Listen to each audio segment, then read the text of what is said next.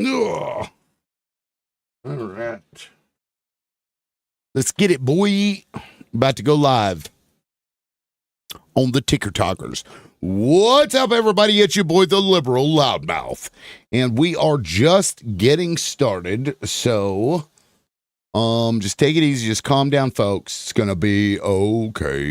It's going to be okay. It's going to be okay. All right. Let me go to my Discord. Oh, shit. I probably should have. If you're a criminal tonight and you make us get out of the car, you're going to jail for sure. It's too cold to cut off catalytic converters. What the fuck? That's funny. You're going no home. Going ho home. Oh, wow. That's so disgusting. What's up, y'all? Come on in. Lil Red, welcome aboard. What the fuck is wrong with this country? You're going ho home. I just saw this in my Discord. Oh my God, we live in a fucking, this is gross. Anyway, I'll get to, we're just getting started. So if you're in here, you're like one of the first ones in. So let me pull this up because this is, I mean, it's not surprising, but it's still shitty either way. Department of Homeland Security is with White House and ICE Gov in North Pole. You're going ho home. I mean, what are we doing? The fuck is wrong with people? Right? Like, that's so funny. Whatever. There's a war on Christmas, these people will complain about while they're like laughing about, you know, stripping people of their fucking entire livelihoods and lives and just whatever. Anyway, that's not what I was talking about. I just saw that people had posted my Discord and they posted that, and it's fucking irritating me. Whose goddamn white baby is? Rah rah. That's fucking funny. Rah rah posted some shit. Oh, damn, a bunch of people posted stuff. I missed it all. I was too busy. I had to fucking leave. That's why I'm a little late. I had to go somewhere right before the show. Anyway, what's up, y'all? Welcome in. Welcome aboard. Let's see. Who was that?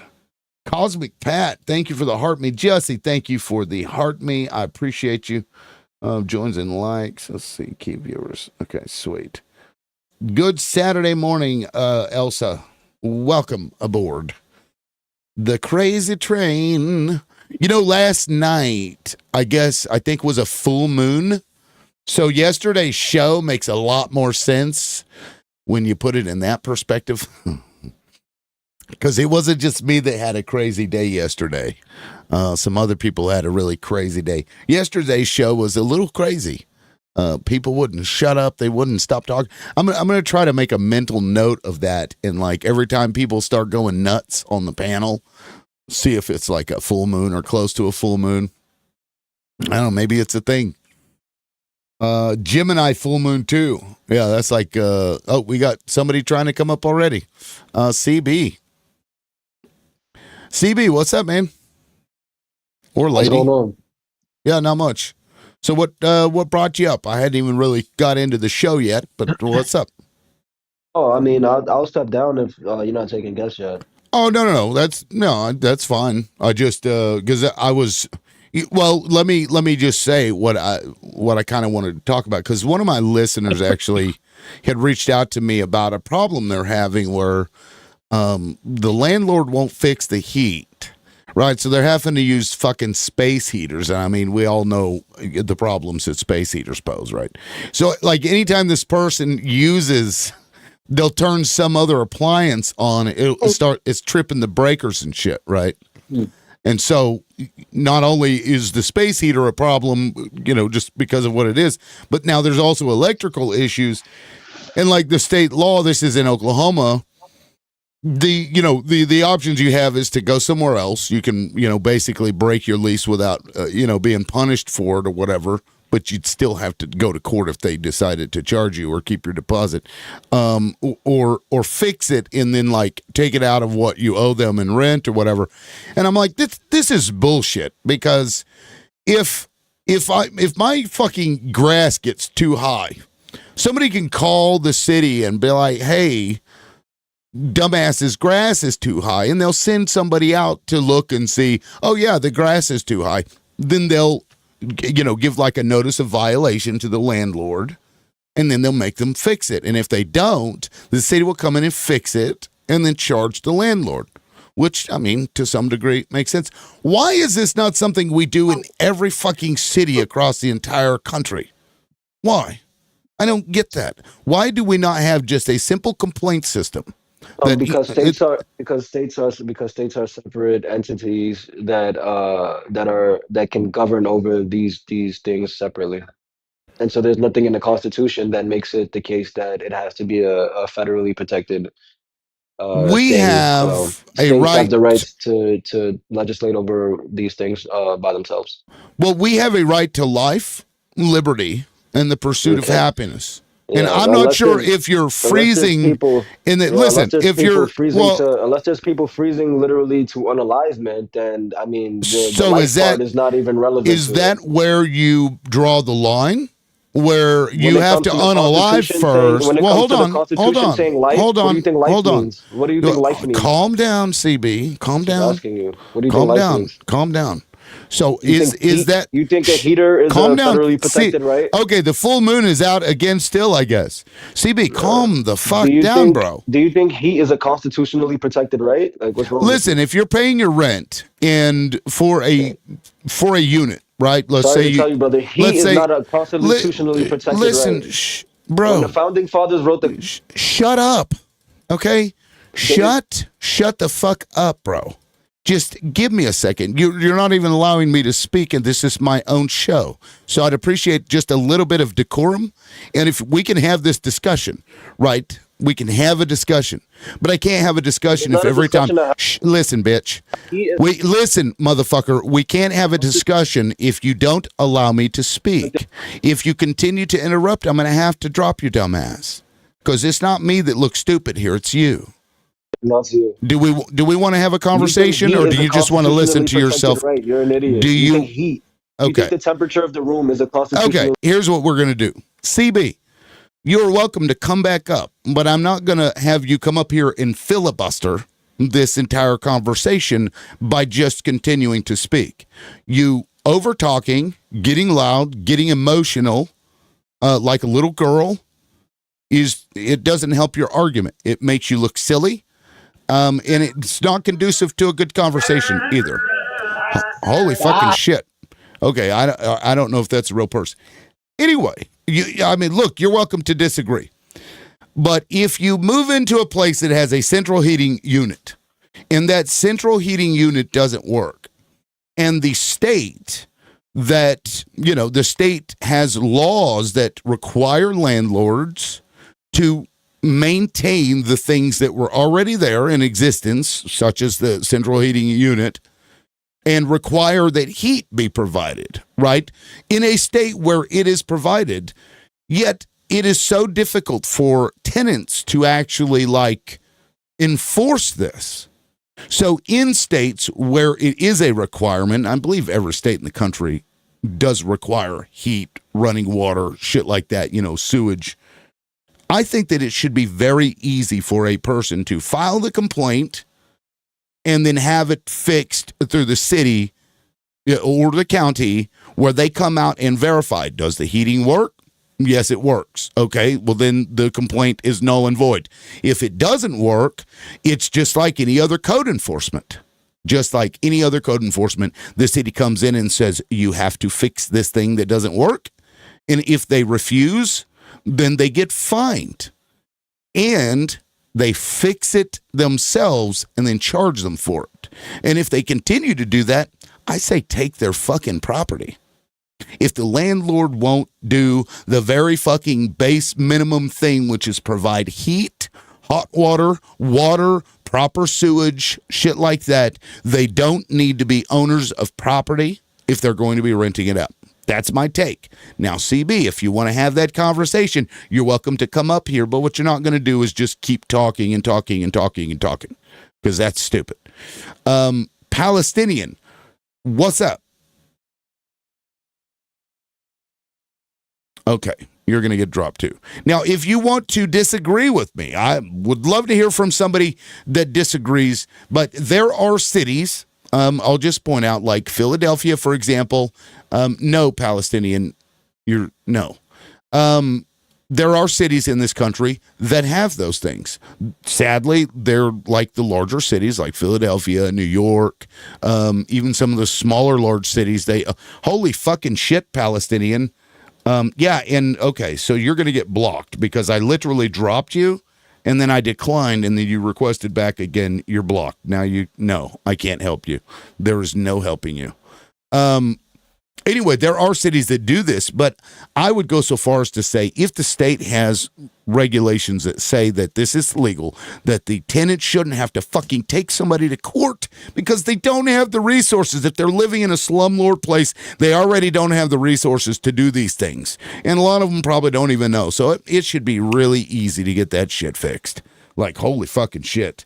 And Leo says, I agree. As a conservative, the landlord should fix this before tenant moves in. Yes, abso-fucking-lutely. Let me go up here and see what people were saying because that shit was ridiculous. You should have the right to withhold rent until it's fixed, Two Puff says. Now, that is kind of a thing in Oklahoma where you can move out, not be in breach of your contract, but the only way that you can withhold rent is if you fix it and pay for it yourself, and then you can deduct it from the rent. But I don't believe there's a mechanism in Oklahoma that allows it. But it is a requirement. Let's see. We have 50 little countries under the guise of one big one. Exactly, Jesse. I was not paying my rent until they fix it or get it fixed myself and take it out of the rent. What state are you in, Hush Puppy? He came in hot, ready to argue. Yeah, I don't think he came in to argue. I think he came in to just listen to himself yap. Yeah, he does have a constitutional right. Boot. Not sure. Yes, no, yeah, he's so emotional. Yeah. Are you supposed to give up your life just to keep warm? Exactly. Well, in the case of somebody's being unalived, which, is a stupid argument. So it's like, well, you can only get the heat fixed once you're dead. And only then was it a violation of your rights to fucking live. I mean, he can't figure out that heat is a requirement for people to not freeze to death. But, impeach the wash-up old queen from Queens who blew Bubba. That's funny. Brian Camacho, hi, Olav, filling buildings. Why are you cussing at the guy? Leo's asking why I'm cursing at the guy. Well, come on up here and I'll explain it to you. Don't move in. Neil says don't move in. Okay, so when you go to a house and you're renting, and it's, a trailer park. In this case, it is at a trailer park. And they have a unit, right, a heating unit, and you move in just before it gets cold when it's still 80 degrees outside. Neil says don't move in. Right, that's what Neil says. Just don't move in. How the fuck are you supposed to know? How are you supposed to know? Because that was the case in this case. It's about maybe a month before it actually got, below freezing. Who the fuck thinks to check the heat? And besides that, are you saying that if you rent the place and the heat doesn't work, even though they have a central heating and air unit, that now the landlord does not have to provide you with heat? Is that, even though the state law actually disagrees with that, like, is that your argument, Neil? They also have a heater working. As a landlord, you should have to maintain your properties, period. Absolutely. And I would argue if you don't, you don't deserve that property. If you're not willing to make it habitable for the people that you're renting to who are paying you, then you shouldn't have it at all. And the fucking city or state should just take that shit and then auction it off to somebody else, because they already do that with people's property right now. If you don't pay your taxes, they'll take it. They'll take your shit. So why are we not doing that for people who are literally like just being bad arbiters of spaces and property? Our lives shouldn't burn away to keep others warm. Yeah. And Leo, yeah, thank you. But tenant can't just take property, either take them to court or contract is void. And see, that's the problem. Like, you can take them to court, but if you are in a slumlord situation a landlord that's just refusing or just won't do it, or because in this case that person said, the landlord said, well, we don't have, we can't find the part. Right, we can't find the part to fix this central heating and air unit. So what we're going to do is we're going to bring in one of those fireplace space heaters.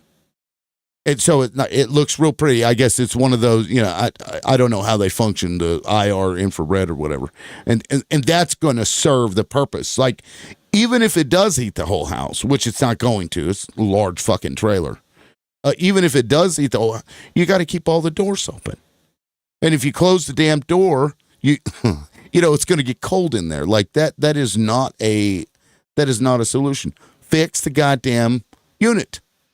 And if you can't find the part, replace the unit. And if they can't, then they shouldn't be landlords. Hello. What's up, Tyga? Hey, how you doing? Doing all right. What say you? Well, I'd like to talk about this from MAGA perspective. I'm a avid supporter of the president. And this is one area where government intervention is needed. If a landlord is not fixing your heat, not fixing your AC, letting bugs, termites, whatever there may be in your property, and treating you terribly, the government must get involved.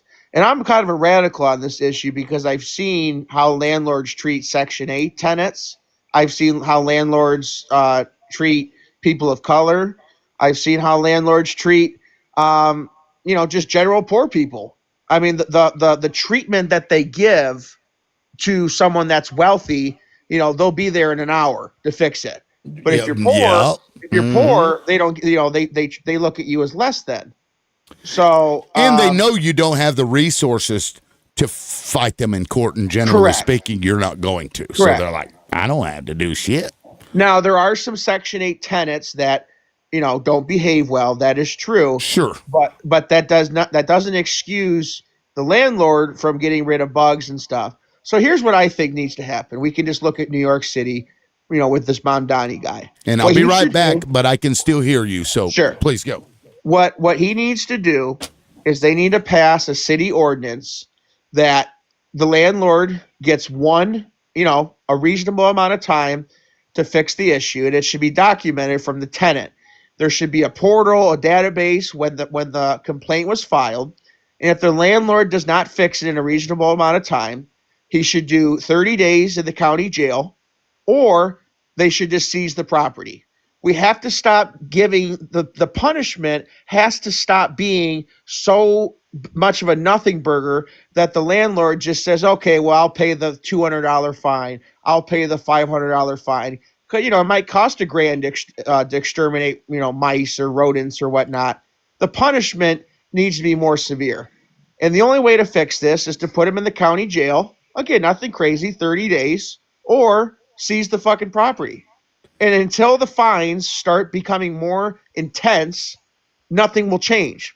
Nothing will change. Because sometimes the fine is so little that they would rather pay the fine than pay the fucking exterminator. They'd rather pay or fix the problem than fix the problem. Right. Correct. And I gotta say, man, and so you're a Trump supporter, though. Yes, I am a Trump supporter. Listen. Yeah.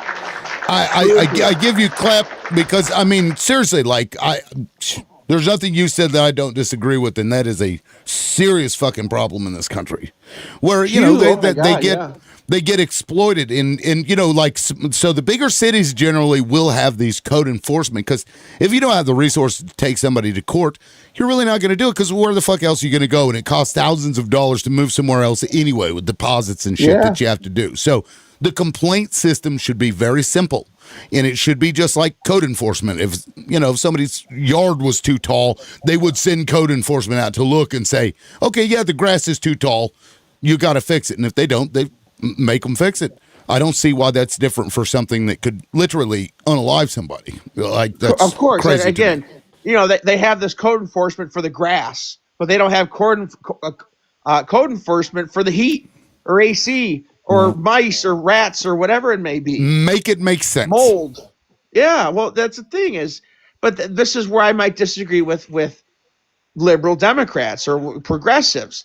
They're not for punishment a lot of the times. They're for light punishment So, they have to be willing to throw the landlord in Shit, jail. I'd throw the book at that motherfucker. Well, that's what I mean. You have a duty when it's your property and somebody is paying you rent for your property. You have a duty to make sure that they can live there.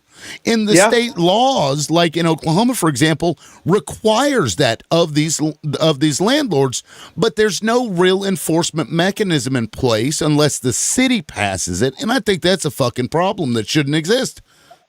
The state even says you can't do this as a landlord, but then when it comes to the enforcement, they're like,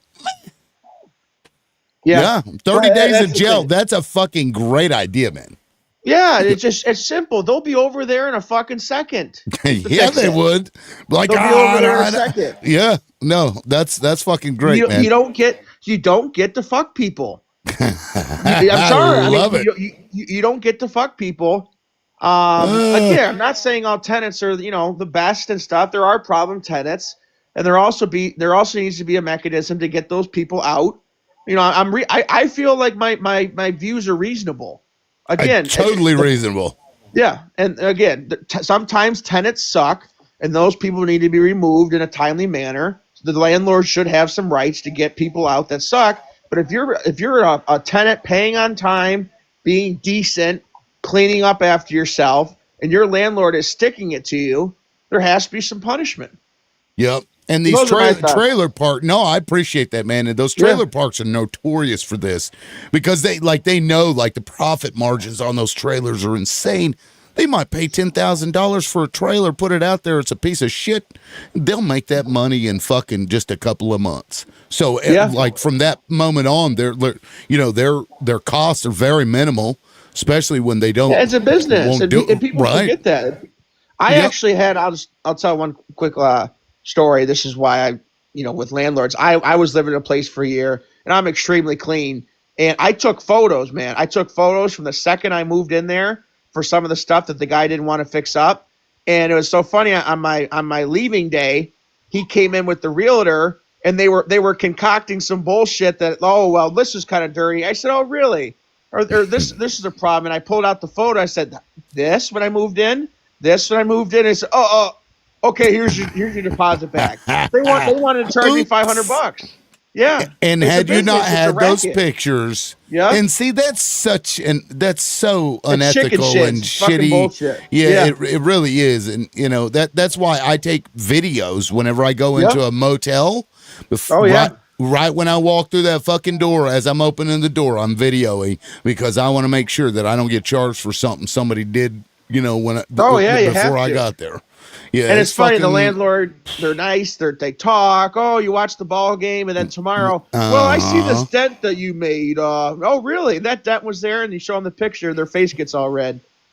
Fucking love it, man. No, that's great. Now let me get around the panel. I'm not sure who came in first. I think Gina did. Gina, I got your name right this time. Welcome back. Go ahead. What are your thoughts? Hi, how are you? And you sure did get my name right. Yeah, buddy. Yeah, buddy. my thoughts are this. You know what? They'll turn around, red tag, restrict, fine a homeowner if they have broken windows, things in their yard, shit like that. So why shouldn't they be just as strict with a landlord that's providing housing, okay, for people and that doesn't have heat? Ain't no way. Yep. That's screwed up. Or even hot water or running water. Or hot water. Yeah, or the toilet doesn't flush. And they don't care. And the thing is, you could put your money in escrow. You could do whatever the fuck you want, but it's up to that landlord to do it. And, this Section 8, I understand it's up to the person whether or not to accept Section 8, but a lot of them are just slumlords. But then there's a lot of people that take advantage of that shit, too, and leave the place a mess. Or they just trash it. And that's not right either. I could see where where a landlord might get frustrated, but if they could turn around and restrict you from your own home that you own, mind you, and keep you out of it, they should make a landlord then have to take care of other people's homes. Fucking A right. Yeah. I was like, your yard's too high? No, we're going to fix that. And if you don't, we're going to pay for it ourselves and then charge you for it. But the heating, that's a civil matter. You're going to have to take to court. And I know you, You as a have a poor bad- person, have no resources to do it, but that's what you got to do. Exactly. Like, that makes no Exactly. fucking sense to me. But, Like your house could be peeling with paint. Okay, you have bad paint. Yeah, lead Your paint. house needs painted. Kids over there eating the chips. Exactly. And they'll turn around, they'll red tag you, keep you out of your house. You can't afford to get a paint job. You can't afford to get a paint job. But if you can't afford to get a paint job, where do they think that you're going to go if you can't get back into your house? Right. Okay. Yeah. Where do they think that you're going to go? If you can't afford to fix your yard, where do you think where should you go then? And then they want to bitch about homeless people. Okay. And Right. you're going to incarcerate them. That's ludicrous. You know, that's ludicrous. If you can't fix your yard, how are you going to turn around? And they restrict you because of what, you know, the health department comes down. Where are you supposed to live then? I don't know. Yep. I don't know. Well, shout out again to the guy that just dropped. Like, he said he's MAGA, but Oh, I mean, that dude was, what the hell we got? right. We got, Sorry. Stairway to Heaven, wasn't that? Anyway, Yeah. No. what I can't song remember was what that? it was. It's not Stairway to Heaven? I can't remember. No, There no, is no. a house in New House of the Orleans. Rising Sun. Okay, yeah. Okay. I was about to sing the whole damn Sorry. song to figure out what the name of that song was. I made sure I muted it then. Yeah, no, so, well, yeah, because it'll actually, I'm simulcasting to YouTube, and YouTube will ding my YouTube if you play I'm sorry. music. Oh, for copyright. Right. It may not, but they're pretty good about detecting music on YouTube. So, but no, shout out to the guy that just left as MAGA, and he's full fledged. Like, throw him in jail for 30 days. I'm all about it, man, because you're like doing serious harm to somebody. Yeah, and thank you to the people in the comments. Anyway, let me move around. Get outside. This is funny. We have get outside and outsider. Two peas in a pod. Get outside. Go ahead. No, I mean, I agreed a lot with what the first guy said. But at the same time, let's play devil's advocate. Let's say you've got bugs in your house, and I get your house sprayed for bugs, and I walk in and there's garbage and food laying around everywhere.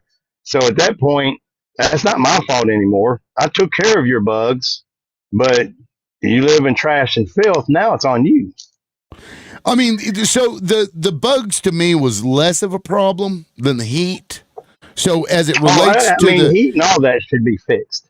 Right. Absolutely. Now, as it relates to the like bugs and mice and stuff, I can see an argument to what you're saying, and maybe that could be a fine, or I don't know, because I believe that like infestations are on the landlord. I'd have to look at the statutes in Oklahoma because I'm not 100% sure, but like I feel like if you have a house, you should just have regular every 3 months pest control come out anyway, like regardless of how that person is living or not. So, just as a matter of course, because the bugs are going to get in, they're going to find their way in. I mean, fuck, that's what they do.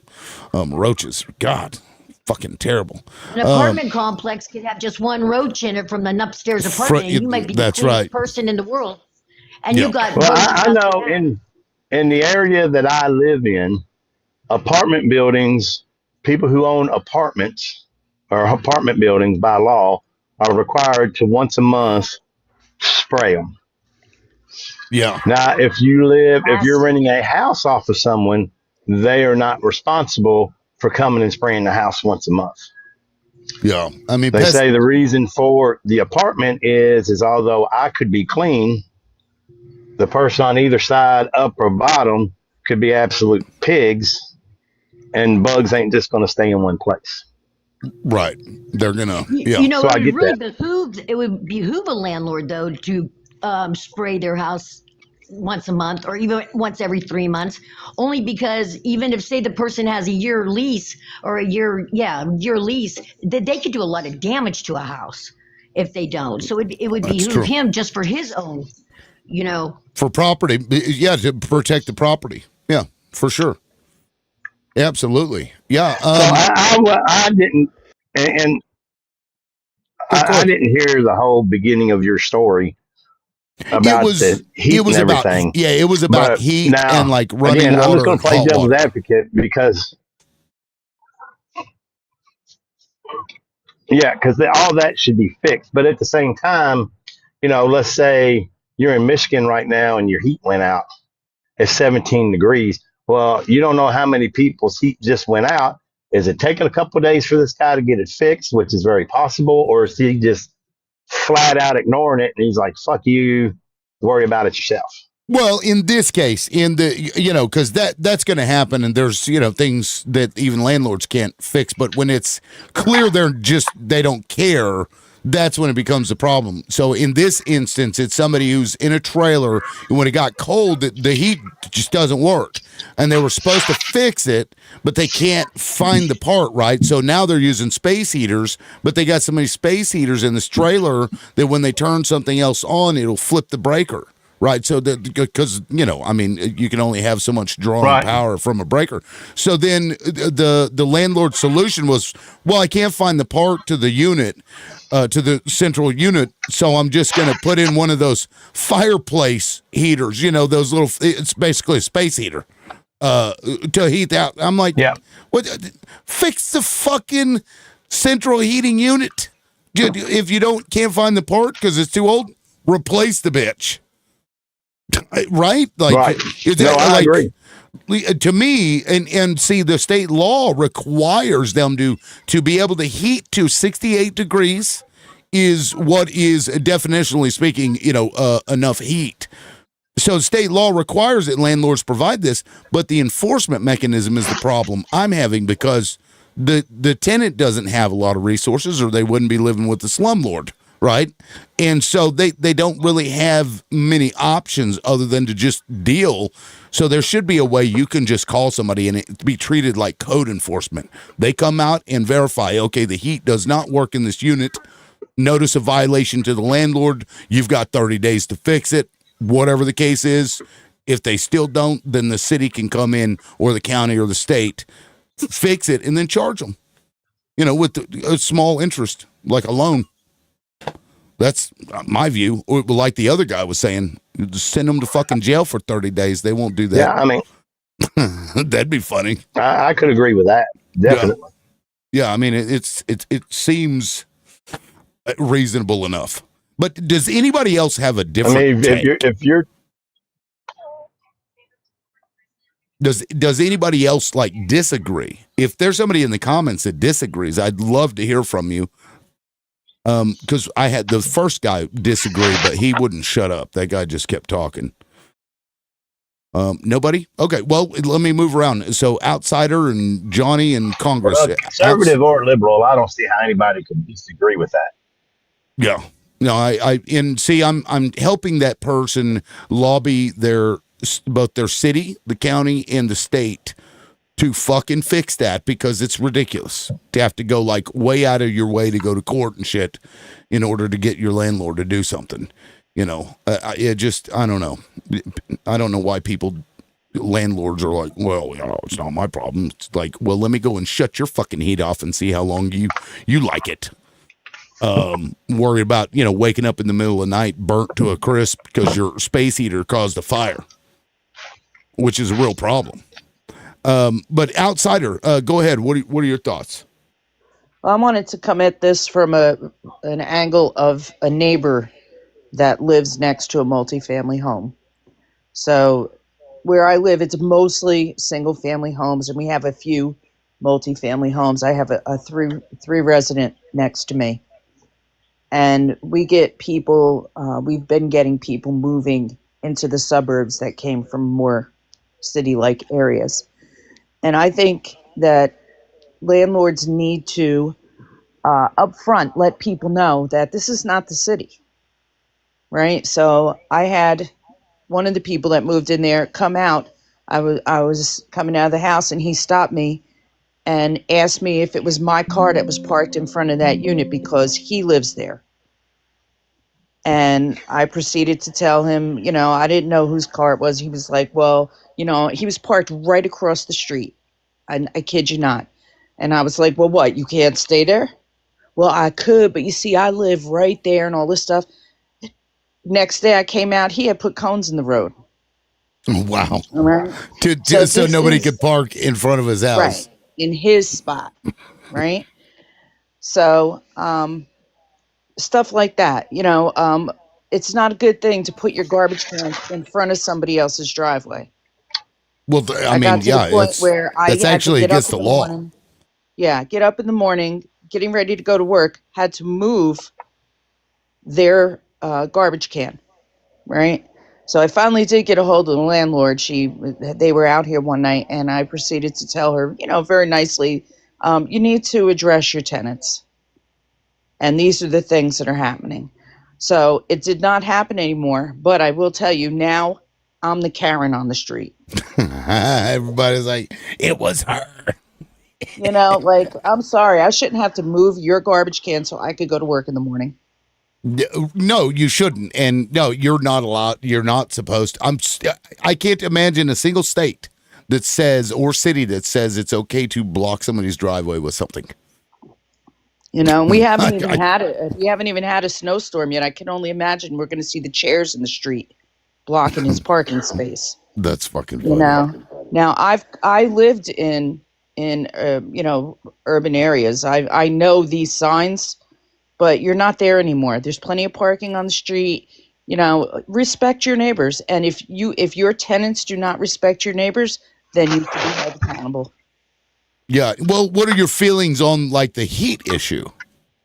And well, as far running as the water, heat like and everything. would you Yeah, be on the side of to the point of taking property from somebody when they just flat out won't abide by these, very things that like you got to provide heat to your tenants, the bare minimum. Yeah, absolutely. I mean, the other thing that gets me is like I watch videos of there's a man and his son, and they go around their town and they help elderly people with their lawns and stuff because the city tells them if you don't clean up this yard, we're going to fine you, or sometimes they even do threaten to take their property away. And Right. they come to the guys that are helping them. Right?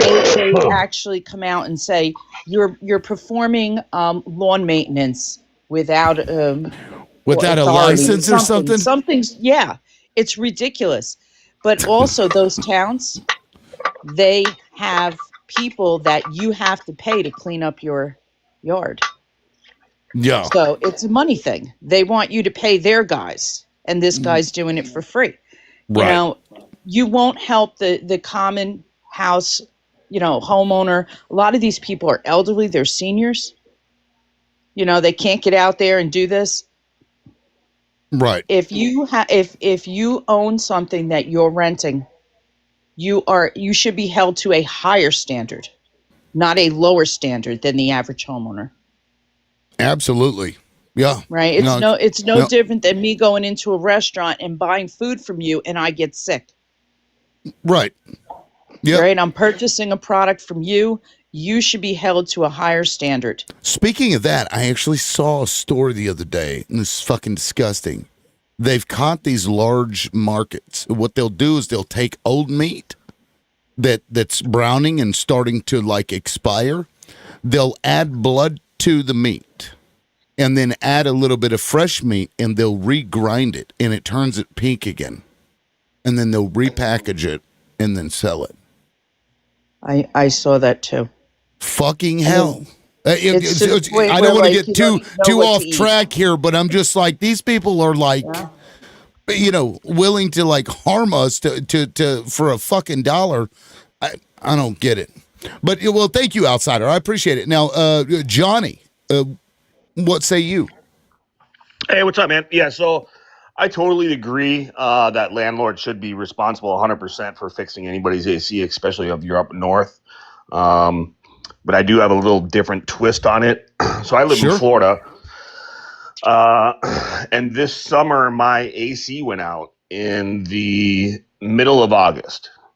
And I don't know what's worse. I'm originally from up north, so I know like what it's like to be cold, but like I might, a lot of people may disagree, but when it's cold, you can just put on layers, you can wrap up in as much as you want. But when you're in the middle of Florida in the middle of August in the summer and your AC goes out, like it's the most uncomfortable feeling ever.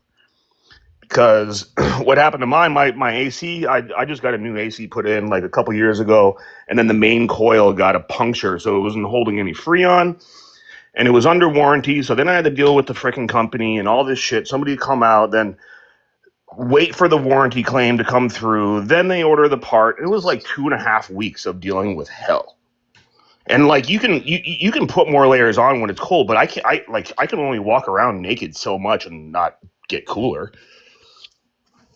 So Yeah, so I mean they're both issues and you can actually tie those two together. So like the AC should also be and have the should same be fixed, yeah. Right, it would be the same thing, but you know, I'm dealing with this right now because it's winter and it's their heater that isn't working. But no, I think the same should be true with the AC as well. Especially when you move in and there's a central heating and air unit on there and it just won't work and the landlord's like, well, I can't find the part. Put it on a space heater. Fucking burn down. Or put in a window unit. Burn like, that's down what I my ended up having house. to do is put in a window unit and go buy like a $250 window unit just to try to make like one room cool, and then that's freaking annoying. And so that is, and that's interesting you bring that up because it is less dangerous for an air conditioning window unit than it is for a space heater. Right. Of course. So you can obviously get a window unit to cool yourself at night or whatever, even if there's no central heating and air.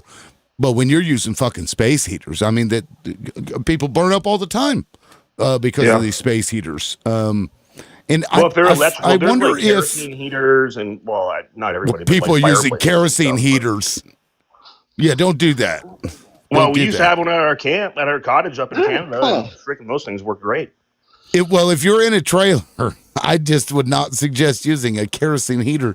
Unless it's like vented. I mean, because you have to like vent that shit. Do they have them now where they vent? No, we didn't vent that. It was kerosene. So like, no. Yeah, we have people unalive up here in Tahoe every year from using those kind of heaters. Definitely got to like open some windows. Well, we did have like it would be sitting by the main fireplace, and we had the flue, so like I think like it just got pulled up that way. I see. Yeah, because I believe it produces carbon monoxide, which is you don't smell it, you just drift off into La La Land, and then you're just done. Then you're gone. Yeah. Kerosene. But either way, like you do agree though that the landlord should be like. 100%. There should be punishments for them on either side, really. Of course. Yeah.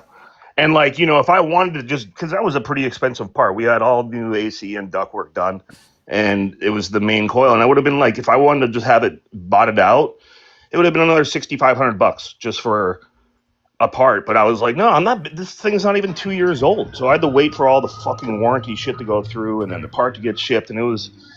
For your AC unit, is that what you're talking about? For the AC, yeah.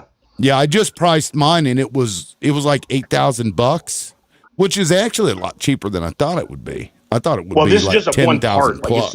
It's not the whole thing. It was just a fucking $6,500 part. Yeah, no, that was for the whole unit was like $8,000.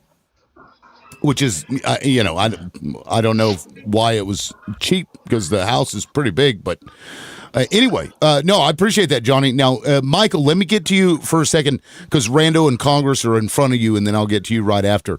Congress, go ahead. Yeah, I just wanted to say we have pretty good experience in our community of our city not doing the right thing. So we had 2 fairly large apartment buildings, and they were by far the most affordable housing in our community. They housed a lot of families. People had lived there for decades, and they had an extremely negligent landlord. The wiring was bad in the buildings, and they had a couple electrical fires that were easily put out, and he also did not have smoke detectors or sprinkler systems in the buildings, so he had to put the building on fire watch until he fixed the problem.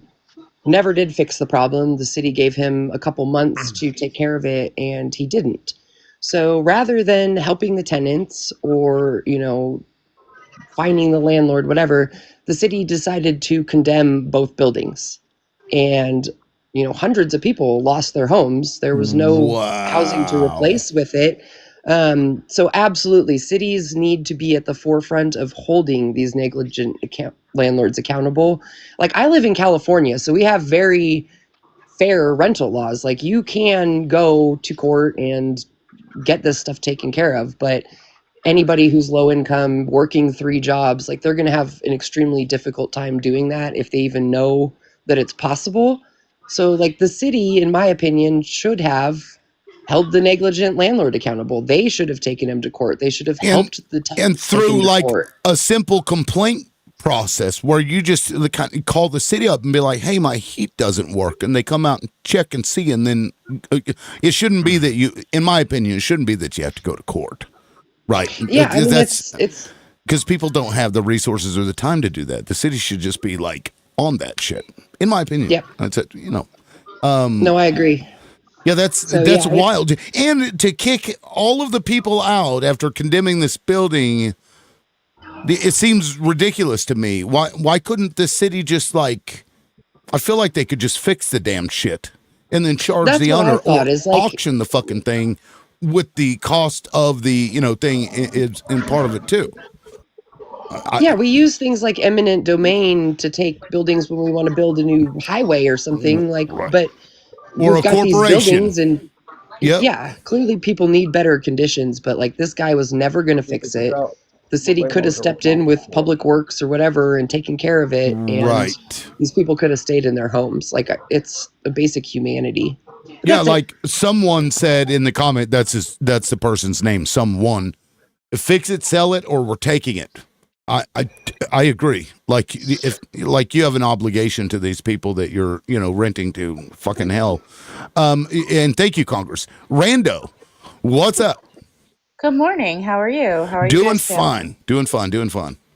We're getting through. I initially came up to tell that outsider lady, if she doesn't like your neighbor, she should probably just find a new house. Like, if it's that much of an issue. She did kind of seem like a Karen. Like, I have this similar situation, but I love all my neighbors. I have a renter next to me, but most of it is single families. And if it became that much of an issue, I would literally just move.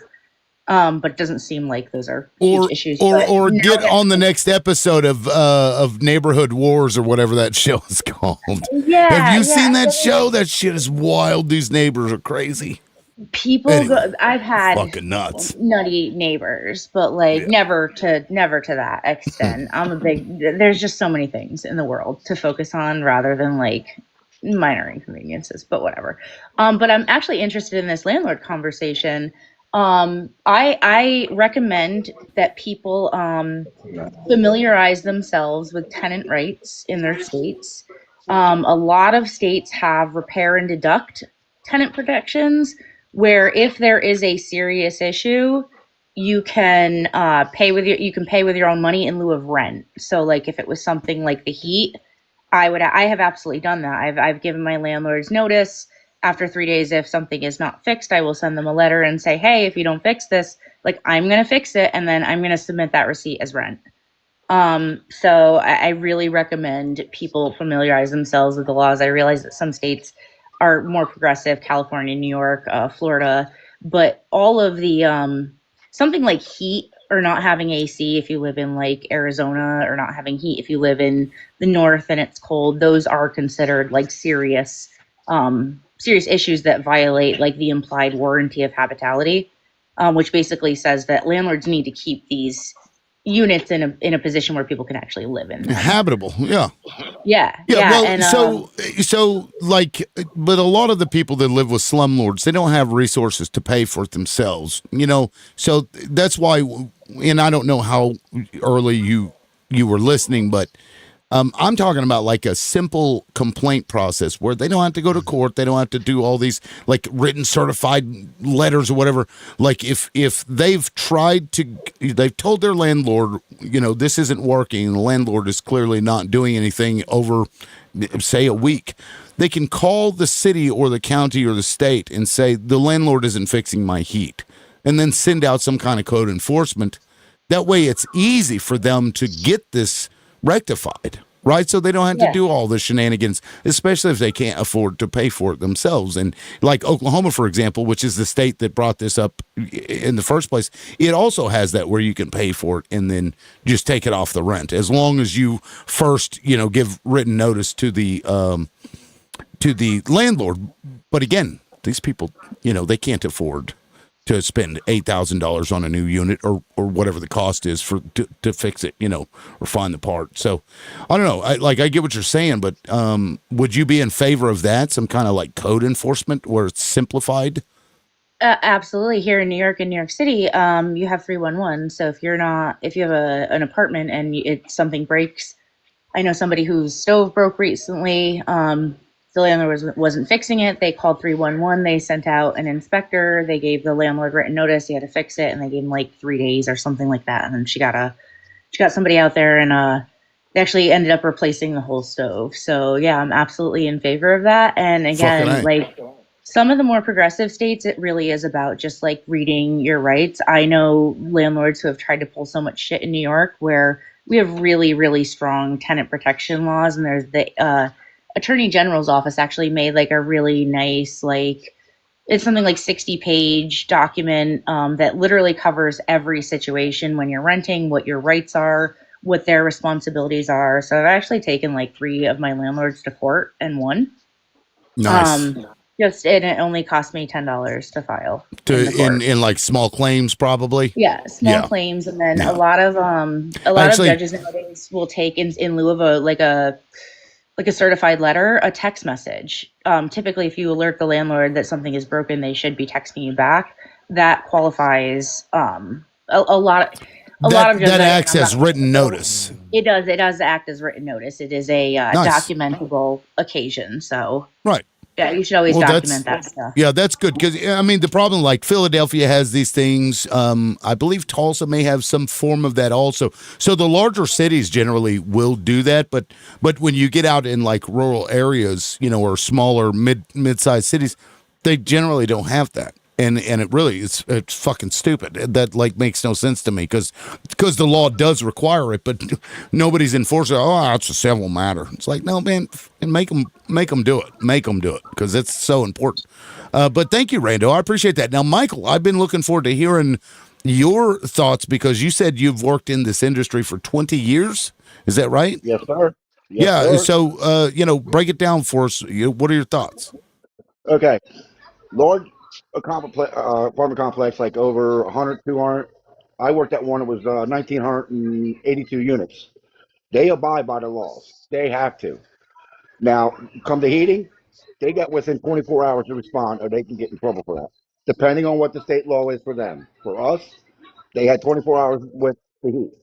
Now, when it came to AC was classified like a luxury. Unless they had a medical problem where they needed it, we would have to go out right away to fix it because we would have a couple hundred tickets just in ACs in the summertime. But So were you like part of facilities that would be the one to go out there and fix the stuff, or were you part of like the complaint process with the organization? I did it all. You name it, I did it in the apartment complex industry. Mainly I repair stuff. But if you get a landlord that doesn't want to make repairs, and if it's a serious repair, every time you make a request for that repair to be done, you document everything. I mean everything. If it comes around, you have to pay your rent. Do not pay your rent. But take that rent money and put it into an escrow account. This is showing them you're paying your rent. But you're withholding it because he refuses to fix my heat. Now, when he goes to evict you, the judge is going to say, well, Mr. So-and-so, how come you haven't paid your rent? Well, ain't like I want to spend it. It's in an escrow account. You show him the account. I repeatedly made several hundred attempts to get my heat fixed. He refuses it. Judge is going to look over to him. What's the problem? The man did what he was supposed to do. Now you have to fix it. It's got to be inspected by the state. If it's not up to code, you will be fined for every day that's not repaired. Now, do you know? Because I imagine that is likely on state by state. Because in Oklahoma, Yes. you're allowed to withhold, but only after you've spent money to fix it. I may need to dig a little deeper and see if those escrows are allowed. Because I mean, that's an interesting way to do it. Because if all else fails, once you've gotten enough money to fix the damn thing yourself, you could just take the money that you'd put in the escrow and fucking fix it, and then. You But know, it it makes would the landlord look even worse. You understand what I'm saying? right. Make Yes. them No. think, That's okay, next yeah. time I better fix the heat when I'm supposed to. See, the landlords, they'll walk all over you if you let them, Yeah. No. That I especially mean, that's small a good town idea. landlords. That's a great idea. The escrow account where you're still I paying the actually rent. helped Yeah. two people with that. Yeah. In my state, I helped two people with that. I told them put it in escrow, document everything. When they went to court, he got in trouble. And he could not evict them. That's fucking funny. Now, well, would you be in favor of for like smaller cities or whatever having either the county or the state have some kind of code enforcement where the tenant can just call and get the shit rectified without having to go to court, without having to do the Yeah, they escrow, can. with that, you know what I mean? Like to make it easier for the tenant to get it rectified. Because at the end of the day, the most important thing is making sure that they can not freeze and or not burn up and get heat stroke in their house. Right. I mean, that's the goal. Exactly. But you can call call your county, local, whatever. You can call like the housing authority and all that. And, um, oh, what is it? What is it? Board of Health. You can call Board of Health. Because I was down in Florida. I had an air conditioner kept leaking and leaking. Black mold. You know what they told me? Sue your landlord. I said, you're kidding me, right? I said to the lady, do you know what black mold can do to you? Oh, well. So, Wow. like I said, in my state, black mold, we had an apartment with black mold in it. We had to do 6 surrounding apartments around it also. Not just the one, but other 6 more to it. So, like I said, it goes by state what their laws are. But like I said, if you ever get into a predicament, hold your rent money, put it into an escrow account, they can't do nothing to you. Yeah, that's a great idea. I mean, even if state law doesn't like specifically say that that's allowed, I feel like a judge would take that in good faith and Oh, say, of well, course, this because you're person is showing acting in good faith and you're not. right. You're doing what Yeah. you're supposed to do, but your landlord's not doing what he. That lease is basically a contract.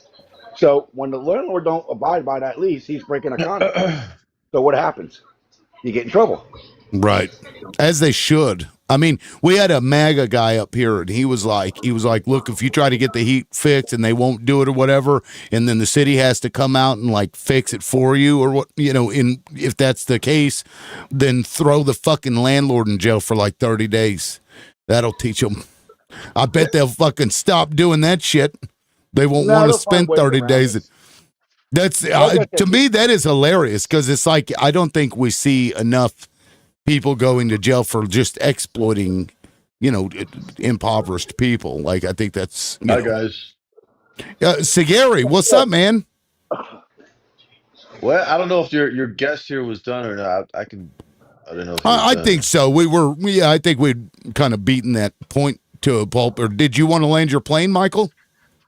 no, like I said, it goes state by state. If you're going to rent something, I would rent something from big to small. But me, I'm different. I know the business. I know the ins and outs. I know what I can do, and I know what I can't do. But if you're going to rent from a big complex because they go by the laws more than anybody. Yeah. No, real quick. Dan Gen X says, I own several hundred homes and I can tell you what the horror stories, I assume that's horror stories, I can tell you about the renters. And that may be true, Dan. I actually would believe every terrible story you told me because there are bad renters. But the landlord Oh, he's still not has lying. the landlord still has an obligation to provide basic things that are necessary for somebody to live in a habitable space. You know what I mean? Like if so we're talking about heat, running water, hot water, things like that. I don't That's think that. mandatory. Yeah, I don't That's think that mandatory. like allows you to like. Well, they're shitty tenants, so I don't have to fix anything. I don't, They that's a can't do that. silly. Right, that's a silly argument. Right. But Now, say if your electric's included and everything's included, mm, if you're late on your rent, they can't just shut that off on you. That's a big no-no, oh right, yeah, especially in the wintertime, and especially if you got kids in the winter. He will go to jail for that. Yeah. Now, Sagari, what's up? Did you want to add Yeah, you in? know what? Yeah. I mean, I've listened for a while, but I kind of disagree with a lot of your guests. Some of your points. When Sure. I was in college, I did rent from a lady who had like a triplex, and the basement was like it wasn't even a bed. It was just one studio with a small little kitchen. So I knew what I was getting myself into. I knew I was broke. I got into it. The AC wasn't working, but I didn't expect her to fix it or anything. I was just happy that I think it kind of comes with the territory now that, I got a decent job and everything, and I'm paying a lot in rent. I'm expecting them to fix it because it's all like, it's all included. But I don't think that you can just go up and be broke and get like a $1,100 apartment in New York City and expect them to fix everything. You ought to be just happy that you got a place to live and you're not out on the streets. It's just like kind of like a car. If I borrow your car and you're telling me it's, pay me $50 a week, you can drive my car since you don't have a car. And if anything happens to that car, I'm not going to call you and say, "Hey, the AC went out. You got to fix it." No, I'm going to fix it. I'm just lucky enough that, I have you to give me a car so I can not walk to work. Okay, You know so what I mean? but in this instance, state law dictates that they make it habitable, and part of habitability is having the hot water. So like while you may not care, or be able to fix it on your own, and maybe you can even work out a deal where you do that in exchange for rent, which is some people do. But there is still a law that requires that they fix these things.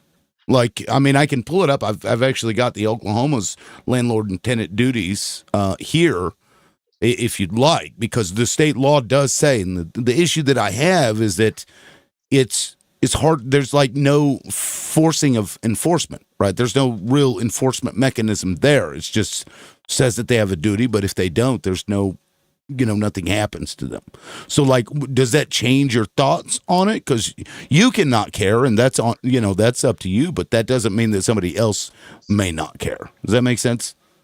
Yeah, I mean, it makes sense, and I knew that, but I just think when you get government involved in any aspect of two people making an agreement or a contract, it's just going to get messy. You know what I mean? That's the school of thought I come from. It's not. Yeah, I know some people sat down and came up with a law, but a law is man-made. Some people sat in fancy suits, talked for a while, and thought they were helping out humanity by making these laws. I don't think you're helping any. I know a lot of people under a bridge that would much rather be in a dump of an apartment and not be under a bridge and pay like $500 a month, but they can't because of all these laws. Like, oh, it's got to be habitable, and the AC's got to be working, and this and that. Well, now the rent's through the roof, and now you're complaining about rent. So which is it? Well, let me ask you: do you think that those lawmakers, when they came up with these laws, did they create the need for the human body to be at a certain temperature, or they will unalive? Did the lawmakers create that? Obviously not. Right. And so we know that if we don't maintain certain temperatures, that we can unalive. So if you're paying rent for a home, a habitat, if you will, and it's not habitable, should they really be allowed to even charge anything at all? I think so, yeah. I think anything has a price on it. Maybe not to you, exactly what you told me. Maybe not to you, but I know a lot of people who would much rather, live in an apartment with no AC in the middle of Chicago in the middle of winter. But they'll much rather have a roof over their head. But they just can't afford rent. They're like, man, I've talked to them on the street. I can't pay $2,200. If it was $800, I could do it, but I'm homeless now.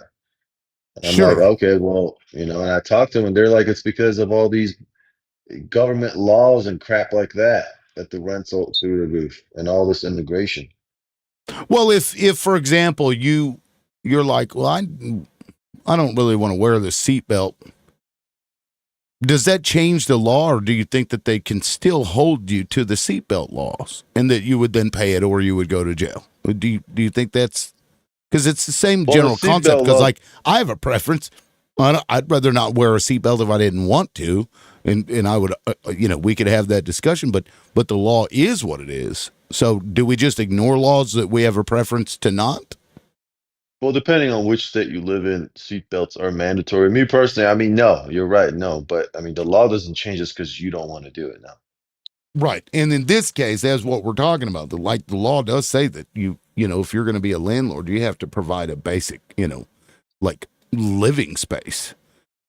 And I think that law should be, I'm against all these laws and crap like that. Like, I think it's making society worse. I think you and I could probably come up with a better solution to our problems if you were renting out a house to me than some government bureaucracy sitting in Capitol Hill coming up with laws like, oh, you ought to do this. I mean, you don't know me. You don't know where I work. You don't know what kind of car I Like, drive. You don't know what time I come home. to rebut against that, as a person that comes from a low income family, my dad spent a lot of his time when I was a kid working 80, 90 hours a week to put a roof over our head, to put food in our bellies to the best that he could, pay the $500 a month in health insurance plus another $500 a month in doctor bills for my mom. I'm like, we lived in an apartment where it started out nice, but the neighbors downstairs moved out. We got new neighbors, and when those new neighbors came in, they brought in roaches.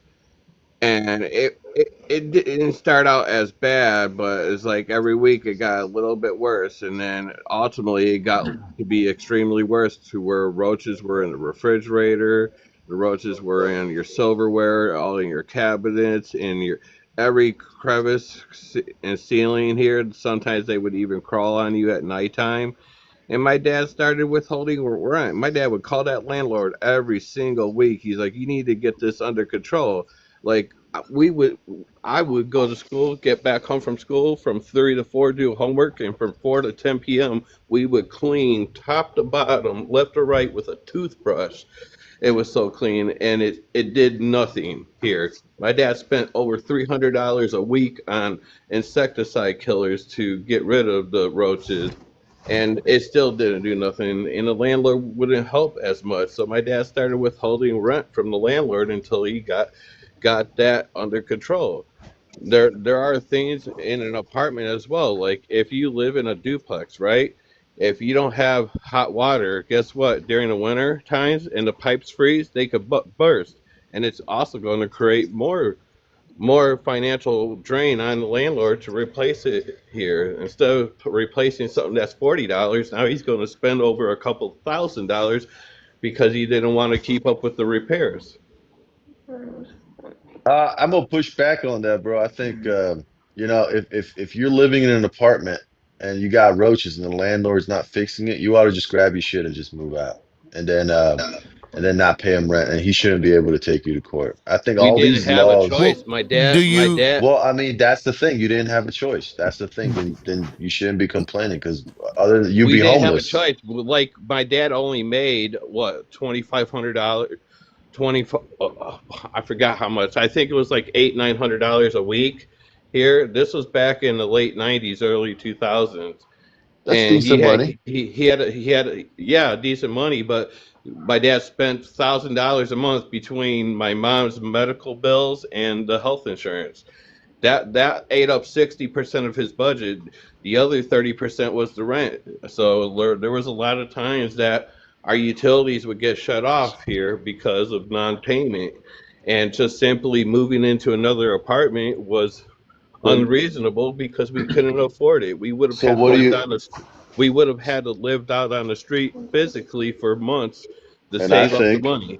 And I'm gonna push back again because I think even then you ought to just move to your cousin's house or something because if you let the government get involved they'll never get better. But if you let the free market do its thing, if you guys would have moved out and no one wanted to live in that apartment, then the landlord would have fixed it. You know what I We mean? didn't It have let the That free anybody. it market. doesn't work We that didn't way. have anybody. We didn't have anybody to rely on. We lived 60 miles away from our closest relative, and they didn't have room for 4 people. So Well, we were kind of then you shouldn't be SOL. complaining, bro. You kind of you're shit out of luck. You shouldn't be complaining. Shouldn't be complaining. Okay, so I'm not really sure I follow what happened. I assume there was an infestation that the landlord wouldn't. Yeah. Yeah, wouldn't there was a remedy. roach infest. There was a Okay. roach infestation here, and we had when we ended up becoming evicted out of there because my dad lost his job of 12 and a half years, and so when we left here, we moved into a one of those rundown hotels, and we left 95% of our belongings behind because of the roach infestation. Well, so Sagari, like you characterized the laws that coming about just because people had just gotten together and made up laws. But there's a Pretty reason that much. they came up with these laws, because what a lot of those landlords were doing was shoving like several families in these tiny apartments. They wouldn't have heat. They wouldn't have running water. They wouldn't have sewage, and like kids were unaliving from pneumonia, TB. They were getting sick. You know what I mean? Some of them would freeze to unaliving, and they realized that it was just continuing. This went on for a long time. And so they realized that we're going to have to mandate and enforce these things. That's where these laws came about. This is why they did it, was because these landlords, they'll just exploit people. And you're like, well, it's on you. You're just complaining about it. But and people just won't go to this place.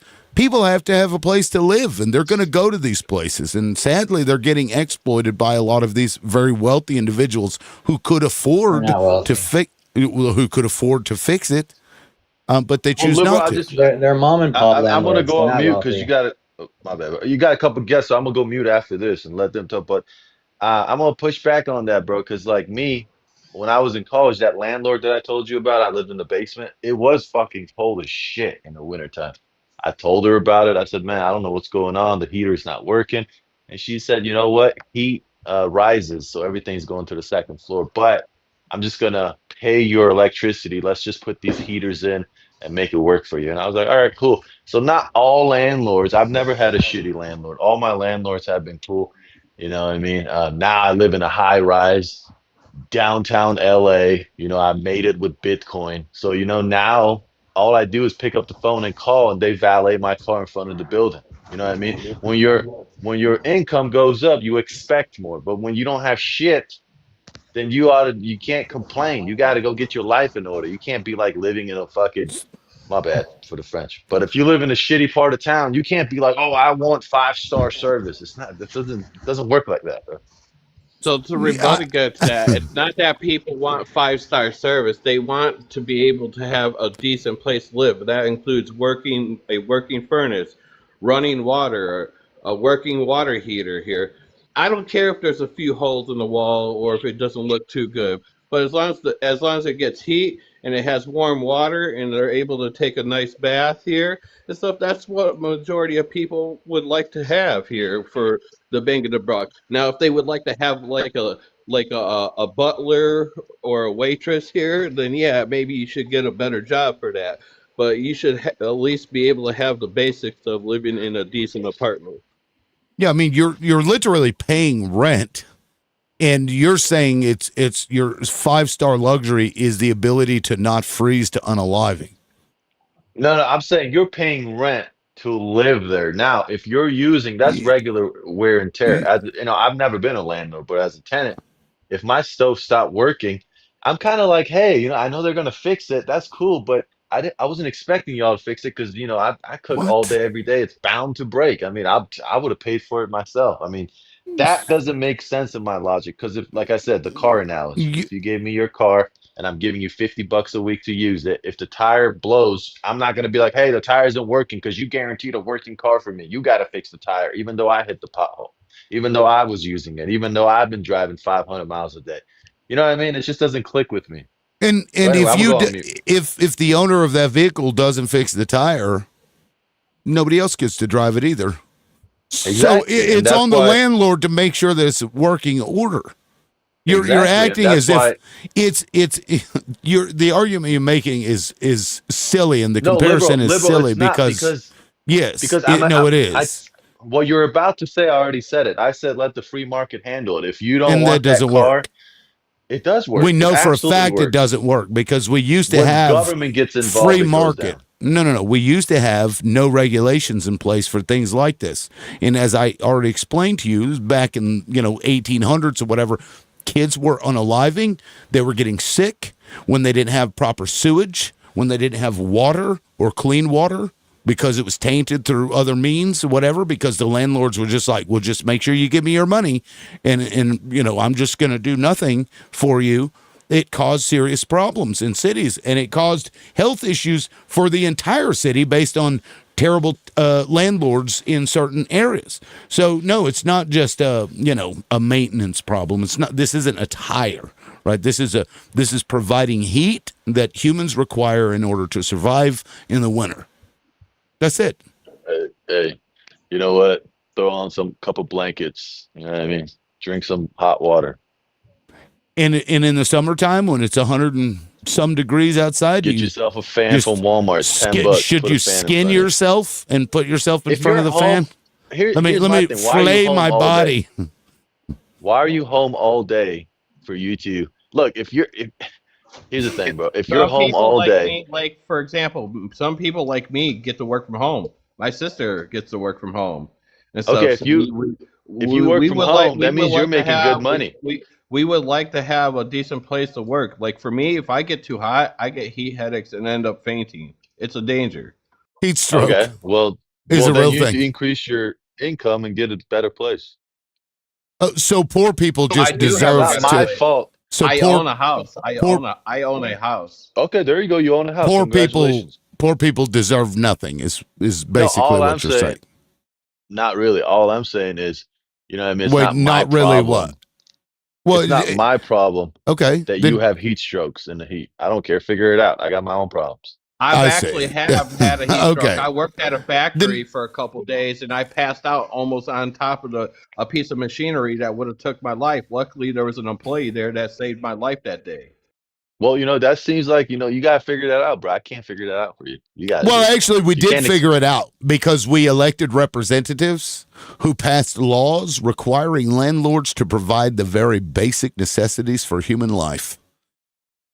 If you don't like it, I guess you can go and bootstrap your way to North Korea, right? Using your logic, that if you don't like the laws that are passed in these states, then you could leave, right? No, North Korea is actually Oh, way more. North Korea, all the homes are owned by the government. I wouldn't be going to North Korea. okay. Well, You then, should have said like then Switzerland go or to the something. rainforest and build you a mud hut. Go build you a mud hut, and then you can pay some people to stand there with the fan when you're hot because you Why have would I do that everything, when I make good and money? that's good for you. Well, because you can pay somebody to do that. So You make good everybody money. else that's in the mud What? hut, everybody else is in the mud hut. They won't have the fan, but you'll have the fan because you can afford to pay the people No, to no, no, stand no, there. no. I No I pay electricity, good money and it's expected. I live in a nice, decent area. It's expected everything right? should be working You because I believe pay that poor over people 4,000. deserve nothing. Yeah, you have the right to pursuit of happiness. It's not guaranteed. You need to pursue it. Yeah, See, well, this It's is in the I this is mean, what's Constitution. look, the wrong. This is bootstrap narrative that you're spinning includes when you don't like a law, because the law does state that landlords are required to do these things. And if you don't like it, then that means you can go too, right? That's a personal problem. I don't care how you feel about it. Look, this is exactly why I don't want to be a landlord. I've heard too many stories. Cool. and I liberal could. loudmouth. You know the hypocrisy of this guest here, right? If you look at his bio, he has Christ is King, America first here. Do you think Jesus Christ would allow somebody that's low income to say, "Oh, I'm gonna allow you to freeze it unalive"? Jesus Christ wouldn't. That's why we have Section 8, sir. I do support Section 8. If you're poor and homeless, we ought to stop sending so much money to Israel and support our homeless people, homeless veterans here. Why are we sending so much money for Israel? That's a whole nother topic if the host wants to No, dive I into. So, agree. We should so cut off on these four walls and a roof, but no heat, no water, no sewage. Am I understanding you right, That's not what I'm Sigari? saying. That's No. exactly Not It what I'm is saying. what you're. It is literally what you're saying. You just said that's why we have Section 8 housing. But for the last 15 minutes, you've been sitting up here saying that you have no right to these things. Just You get a don't better have a right job. to anything. You don't have a right to Actually, anything, that's dude. not true. The laws You say that you don't. do. The laws say Well, the that the laws are landlords are the law. required to do these See, things. Host, you keep talking about the laws. The laws allowed slavery at one point. Doesn't mean it's right. And Bro, we you're talking and we to got rid of yourself that. in a circle. I We know, got, and we're gonna get rid of didn't this we? law too. Didn't we God change help that? us. NC We're used gonna. to. We didn't have those laws, and then we changed it. You see how that I'll be honest. works? I do. I do donate to politicians who are trying to change landlord laws. This is ridiculous. Forcing those poor, helpless landlords. How dare you expect them to give running water and heat and air conditioning to these poor people who need to get a better job? Yeah, they got to get a better job. Okay. How do I you know, get a it's better like- job? Like for example, like with my dad, he was spending 80 to 90 hours a week working. Where does he find the time to get a better job? Hey, if he's that poor, he shouldn't have had. He shouldn't have married and he shouldn't have kids, bro. What the It's fuck? not my fault. I'm serious. Are you for like? If Are you're you poor, why are you serious? having family? Nah, he's full of Yes, bro. shit. If you're poor, why are you having children? If Why? you're rich, why do you rent? Because I live in a high rise. I live in a, No, they Wait, sell they condos. sell in condos, high-rises. bro. I don't want to Buy be a condo then. homeowner. So I you don't wanna want be to a fix homeowner. your own stuff. Okay. You want somebody else to fix it for you. Exactly. No, that's not it. Yeah, That's the not it at difference all. what it I is. pay between being a HOA. landlord and a renter. Listen, I is pay HOA. My HOA is like almost Yeah. $1,500 a You month. tattled Nah, on you're yourself, full of bro. shit, buddy. Who's this LGBT person? You tattled on I mean, yourself. not Oh all my landlords God. are at all the same. Like there's this feeling that all landlords are all the rich, like a bunch of like rich, like people. Like a lot Dude, of if them you're are a actually man, just like small mom and pop. if Like a you're a lot of man them are and you basically can't, having savings.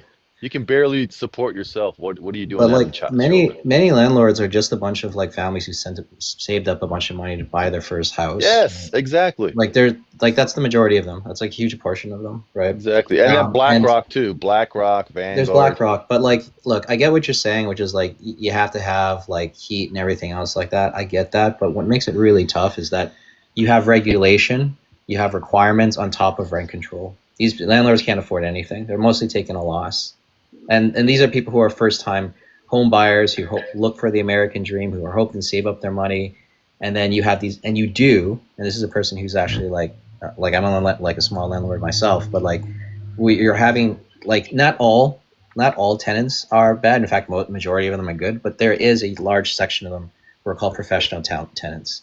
And you've probably seen them a lot in the news who take advantage of the law, who basically will exploit, stay there, squat for a while, and just leave. And they do it professionally. So I do think that we got to be fair on balance. We have to understand Okay. that we can't generalize one group or another, right? What? So like, I think everybody wants to do good at the end of the day, but there's going to be ways to exploit a system. And there are a lot of poor who are exploiting first-time landlords, and there are landlords who also exploit the poor, right? But I do think that having rent control on top of all these requirements, I think that's just a recipe of disaster, and we see it time and time again. Okay, well, you're telling me somebody who has multiple rental units is some poor schlub? Is that because Multiple that's what we're rental talking about? Like we're I mean, but honestly, Yeah, at the but end of the most day, people do not have if them, you though. have Like- property that has a central heating and air unit, it's your property, and you don't even have a tenant in there. Would you fix it? Yeah, but most of the people who have a hard time Would like, you fixing fix it? are, Would you okay, fix but it? but let's talk Would about you reality fix here. it if it's yours? Would you fix I would it if it was I would broken? fix it. No, I would Okay. fix it personally. But So why would you not fix it just because there is a tenant there and you're actually receiving income? I already told you. I would fix it. I personally would Okay. fix it, and I have personally. Okay, so like, no need for any of this Okay. gotcha questions, right? Well, I have no, I'm done it. just you're. Now- I'm not sure what your position is here. My Do you position think is that landlords should be, this enforcement Yes, mechanism? they have to, but Okay. there's always a delay, So and every you're- single time. So your issue is simply with the fact that I think what I said was that these wealthy landlords do nothing, and that's what you're What arguing. wealthy landlords are there? I'm talking about normal landlords, mom and pop landlords. Okay, Right, well, there's a lot whenever of I them. said wealthy landlords, whenever I said Okay, but wealthy you wanna ignore hold these on. landlords? Whenever I said wealthy landlords, what kind of landlords do you think I was talking about? Well, I was talking about landlords in general. That's and I'm your saying prompt when is these wealthy what does landlords, your prompt say? which landlords What do does your you prompt think? say? Does it say No, no, wealthy no. landlords? You responded to whenever I said these wealthy landlords. You You actually jumped in. So I'm making sure that that's what you're talking about. So whenever I say these wealthy landlords, which landlords do you think I'm talking about? Ones that are wealthy, but who are they? Okay, there you go. People that own multiple rental units. Especially Yeah, but mobile home parks. Those mobile home parks generate a lot of income, especially when you get up into 20 mobile home units. You can generate a lot of income that way. I have no idea. I'm not in that You type of business. Are can. you? They actually Are you in the have. business?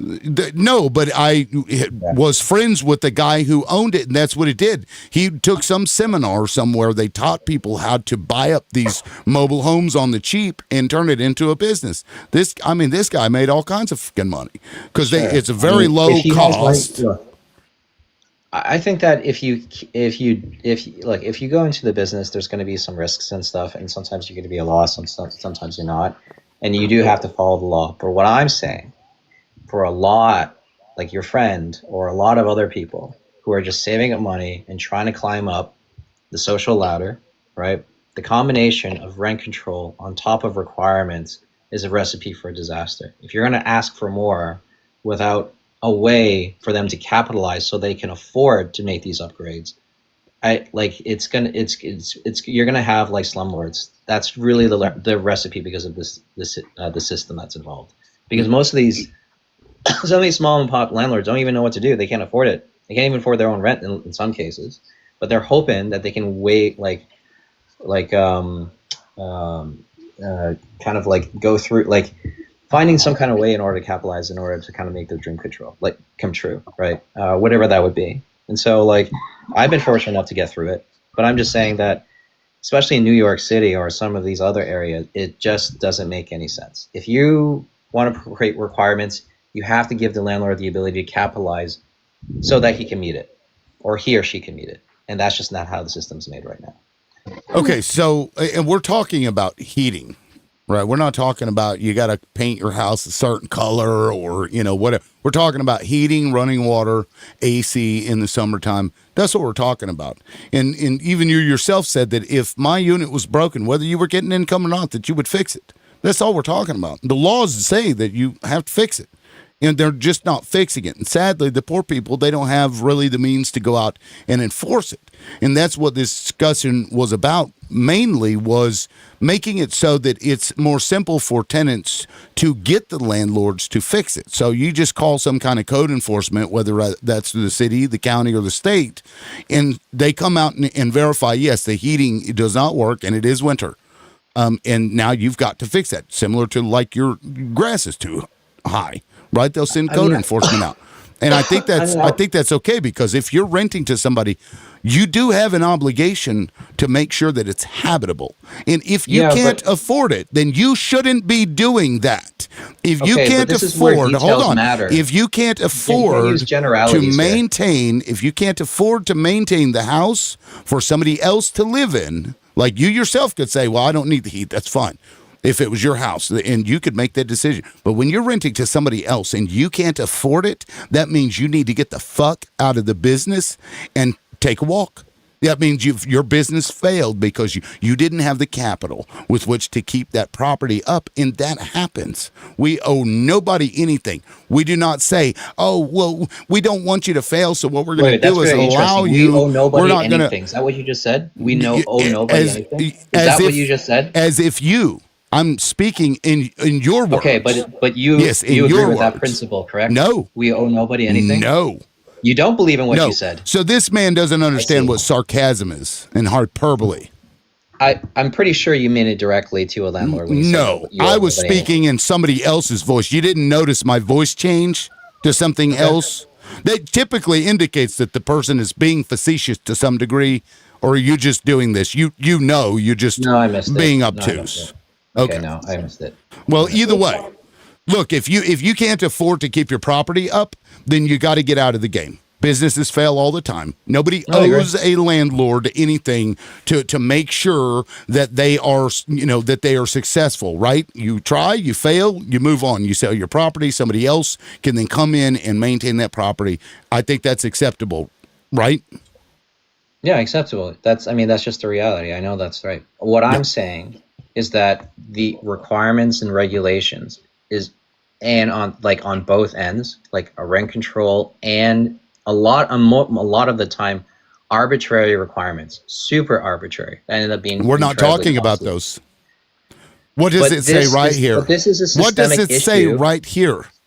Why are you So in arguing one about moment, arbitrary regulations? wait 1 second. So in one moment, you're willing to talk, you're not willing to address exactly the issue of your prompt when I was talking about all landlords, and then when you wanted to talk about all landlords versus wealthy landlords, I What? wanted No. to address You were having a individual mom and pop semantical landlords, and you don't want to argument. talk about that. You were having a semantical argument about something entirely different. Details I matter, addressed of that. course. Semantics No. matter. But then you come in with You this don't want to talk about it. regulatory, these arbitrary rules and stuff. But what we're talking about is fixing heat. And then Okay, should cities why force don't you them want? But to this is without all. court? Okay, but a lot of this is, look, I do agree you have to fix the heating, but where it really Then becomes why an are we issue, arguing? because you don't want to talk about all the other issues that lead up to it. That's not It's what not just that's heating. not what the panel There was are a about. lot of Okay, issues that so if homes you don't have want to that should be talk about addressed. what is on the what is on the panel, what we're talking about, if you agree with that, then that's fine. We can move Okay, on. so are you okay if other panelists complain about issues that landlords about cockroaches, which is what one of the people panelists talk about? Are you okay about talking about? It's not part of the prompt, is it? No, that's fine. That's Okay, fine. but why Sure. is that okay? Why I is mean, not that's okay fair. talking about the That's other fair. issues? That's Because fair. it doesn't fit his narrative. That's why. Because it's Yeah. interesting that you're allowed flexibility on when it's against landlords, but you're not okay with talking about other issues when it's more when it's a little bit more sympathetic towards a mom and pop landlord. You didn't want to talk about the mom and pop Well, landlord we because weren't basically really what that would do talking is about cede mom your and pop position, landlords, right? though. But here's the Because thing: have no- you're caging this argument though, as if I'm you're not. disagreeing with me. I'm expanding the conversation. You're Well, no. caging it. You began your argument disagreeing with with me talking about the wealthy landlords. You literally interrupted somebody, myself, in order to engage that. So whenever you started speaking, the way that I take it is that you're disagreeing with me, yet you are making arguments that we're not making. So you're then disagreeing with me about something I never said. You came at me in disagreement and started making not what arguments that, yes, it is what happened.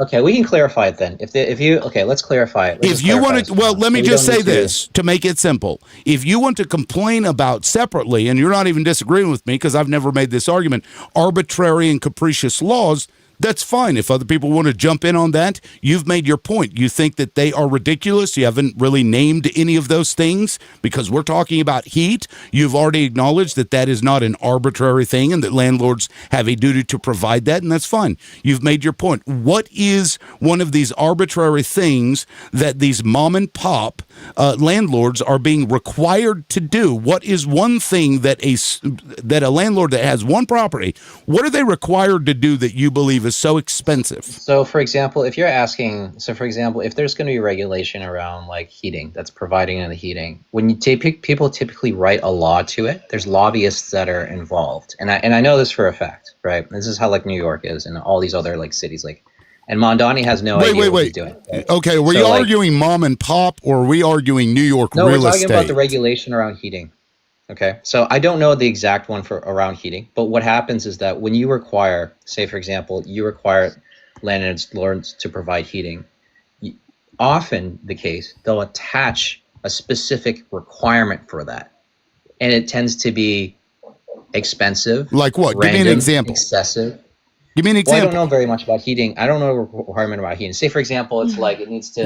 Wait. You're complaining about a something that they attach to heating, but you don't know what it is. So I can think about. So, for example, I can think about like I can think about. I need you to literally be specific here, because you are saying that they attach these things that you don't know what it is, but you want to argue about it. Okay, but you don't. So, are you saying that you don't believe that when it comes to regulation, they don't attach? Like, do you think that it's good that I don't know. Okay, what do you believe? Okay, let me ask you. You're the one that made the point. Let me ask you what you believe. What do you believe regulators, how they write the law when, say, for example, landlords require heating? Do you think it's a simple line like that? Do you want me to pull up one of the laws that prompted this entire conversation? I've got it right here. Let me. Okay. This is. And are we talking about New York City? This is Oklahoma. I'm not familiar with New York City as well, so. No, I'm talking. Oklahoma is what prompted this. I know you probably just came in halfway through and you're just wanting to debate, bro, this, and that's fine. Right here, Oklahoma statutes, landlord and tenant, duties of landlord and tenant. A landlord shall at all times during the tenancy, except in the case of a single-family residence, keep all common areas of his building, grounds, facilities, and appurtenances in a clean, safe, and sanitary condition. Make all repairs and do whatever is necessary to put and keep the tenant's dwelling unit and premises in a fit and habitable condition. Maintaining good and safe working order and condition all electrical, plumbing, sanitary, heating, ventilating, air conditioning, and other facilities and appliances, including elevators, supplied or required to be supplied by him.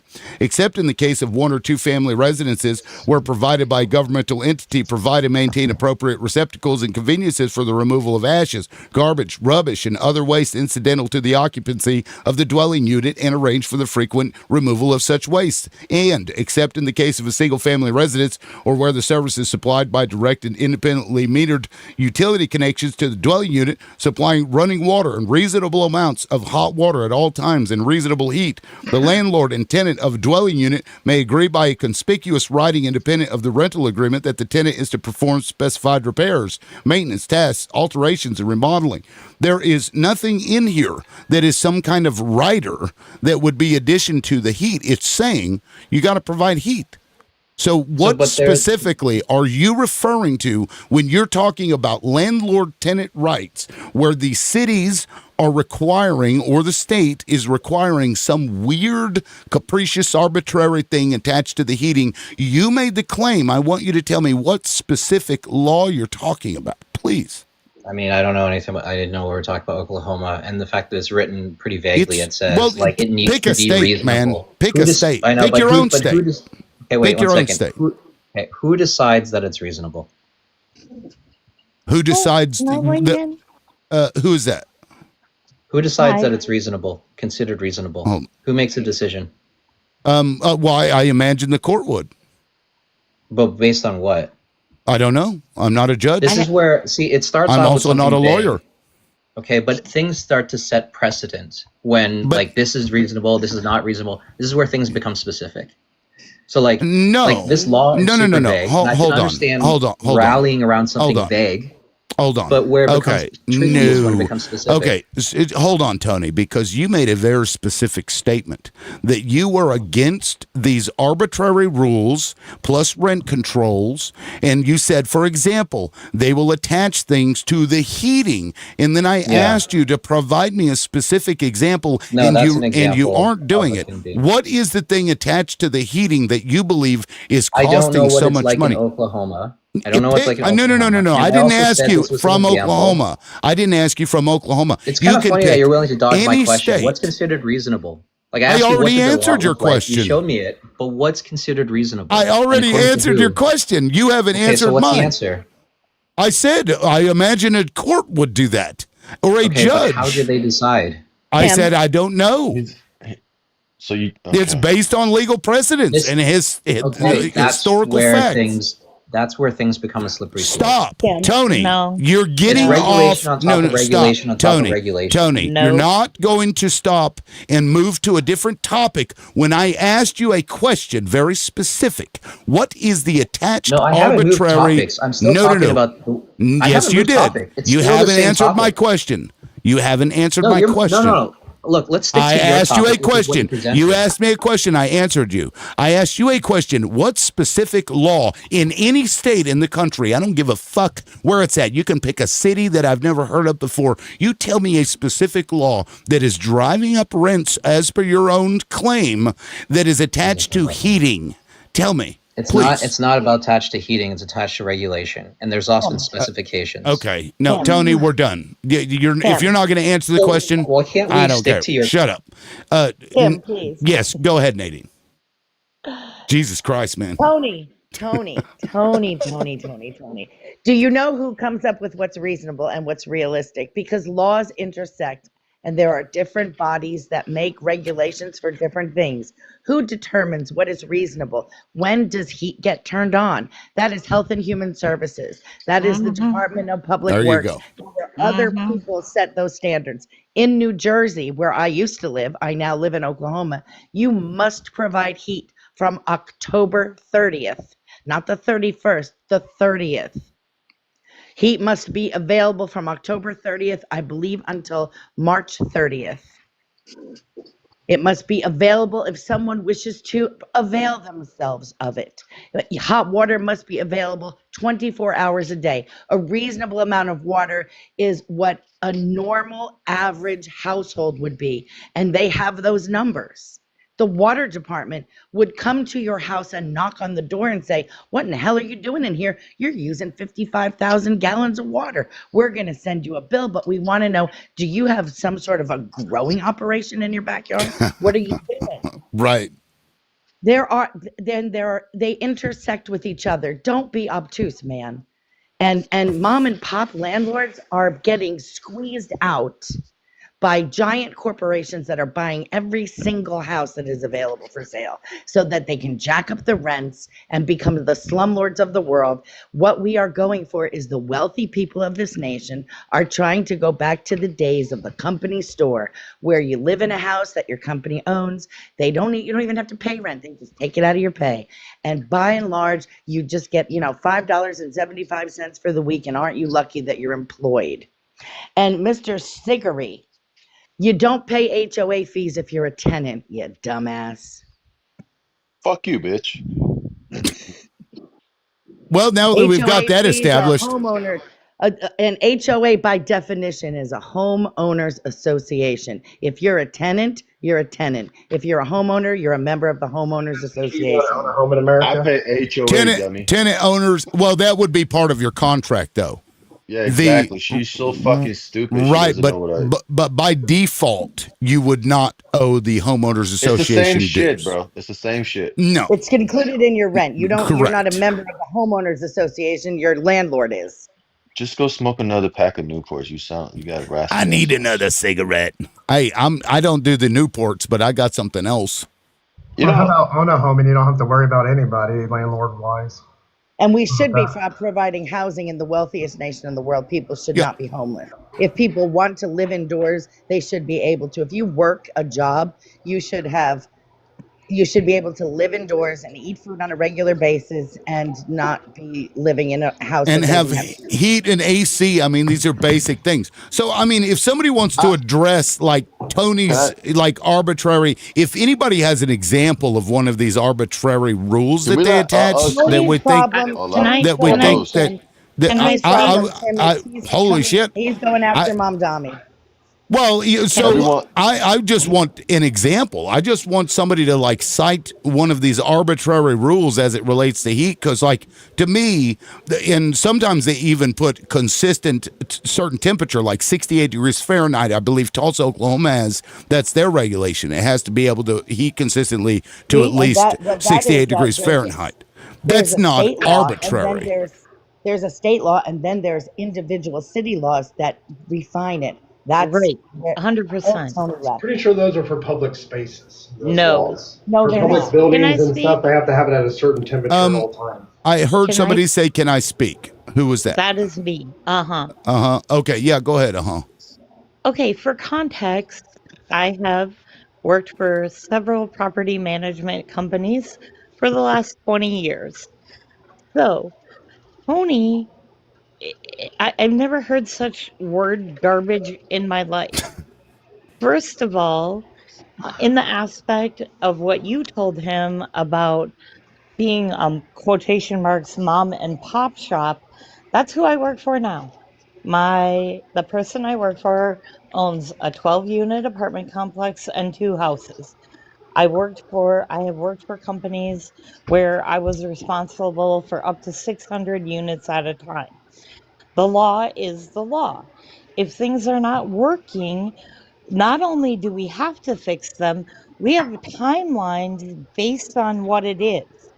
If someone's heat, if a building or a house loses heat, that is something we have less than 12 hours to address.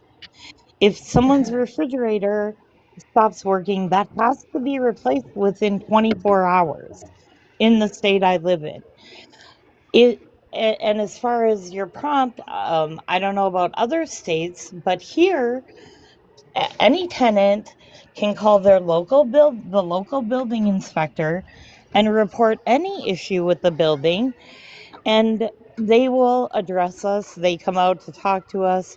Last winter in Minnesota, when it was 54 degrees below zero, our boiler went out. And my response to that was obviously to call the heating company, but I also went to our local Menards and bought 2 space heaters for every person in that building because they have to have heat. You can't leave somebody in negative temperatures without heat. We also took the measure to make sure the pipes didn't freeze because we can't freeze them and have the water burst in their apartments. This is basic human decency. And like you told him, if he can't afford to maintain his property, he's in the wrong game. I can tell you Right. without a doubt, the statue here in Minnesota, what Nadine said is 100% correct. There is a state regulation that the heat gets turned on October 15th, and it can be turned off on April 15th if you've had 5 days of the low temperature consecutively being higher than 55 degrees. And then Interesting. each city can make any alteration to that they want. The building that we have, the city changed the date till April 30th with the same temperature guideline. So I worked for shitty companies that did shitty things to people? Yes, 100%. Slumlords. And I got out of the business until my friend decided to get in. And we had a whole ass conversation about whether or not we were going to be ethical in our practice because I mentally can't do it anymore. Tony sounds like a whining bitch who doesn't want to take care of his tenants. Period. Yeah, in for context, for those of you that didn't see the beginning, the issue that sparked me to do this prompt was somebody in Oklahoma who's the trailer had a central heating and air unit, and whenever it started getting cold, the heat just didn't work. And so they've been having to use space heaters, but because the space heaters they're using, it's causing the breakers to trip, right? And you shouldn't be using space heaters as a permanent heating. I don't even think that's legal in Oklahoma to claim that as a permanent heating solution. Well, this landlord is basically, I can't find the part. Right. We can't find the part. And so nothing's been done about it. Well, the problem then becomes the lack of ability to enforce it in most cities in Oklahoma and probably across many states as well. Whereas, for example, in OKC, you can call code enforcement and they'll come out and issue violations, right, as they would do with your yard. But in smaller towns, they don't do any such thing.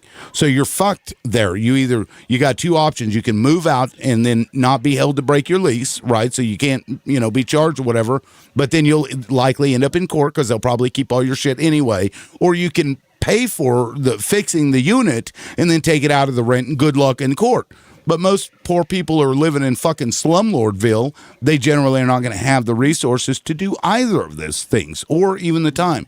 So it's bullshit, and we need to make it where every fucking town or county across America, if you are a landlord, you should, there should be some kind of code enforcement that comes out with just a fucking phone call and tell the landlord you've got certain number of days to fix this. If you don't, we're going to fix it for you, and then you're going to pay us. And if you don't pay us, we're going to take your fucking property. And we need to do that in every location across the country. That was my offer to as an argument or whatever. So that's where all of this was born, is the lack of enforcement for most people. Of course, big cities they have those code enforcements that do those things, but that's where this sparked. So with that in mind, I don't know who hasn't spoken yet. I think most people haven't. Spoke yet.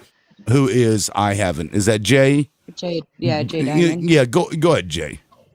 So the reason I wanted to come up is not only about the heat, but with me being low income, I have Section 8, Social Security, food stamps, and we can only work so many hours. My landlord is busting the rent up to $1,800 to the point I can't even afford it with Section 8, to the point I have to choose between heat. I have to choose between heat, hot water, or my rent now. I think we need to have the no cap law coming back to where we can afford rent as low income people. Yeah, You mean rent control? rent control. I mean, it's We effectively call it sure. no cap where I'm at. It sounds better Yeah, than rent control. I think we have to put some kind of cap on it, because I know when I moved to Oklahoma 14 years ago, in my neighborhood where I bought my house, houses were generally renting for between $400 and $500. Now they're $1,500, $1,800, and the houses haven't gotten bigger.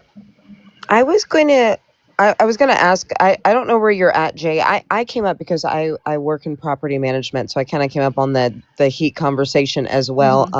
But I'm also in the Midwest, so it is in fact illegal to shut off anybody's heat or to not fix it between October to April. I'm also in the northern part of Illinois, so I'm in the Northeast. yeah. Up by New York. But what I was going to say is, because you said that you were Section 8, and I only know this, I know it may differ from state to state, but that seems to be an easy fix, because Section 8 is federally control. Well, I say that it used to be an issue where you could just call up, but you can literally just report your landlord or report that to Section 8, because it is federally mandated. That's something they have to absolutely, at least make some noise. You know what I mean? Like squeaky wheel gets the oil, right? Yeah, I spoke up to my landlord so many times. Like, it's no, not your 1,000. landlord. Call the city. Go straight to the city. Go above your really? landlord. Yeah, or Section 8, because in that instance, that's a federally run, because they're subsidizing the housing costs is what they're doing. Exactly. And so the federal is paying yeah. essentially your rent. So you go above your landlord, go higher than that. Right. Report that immediately.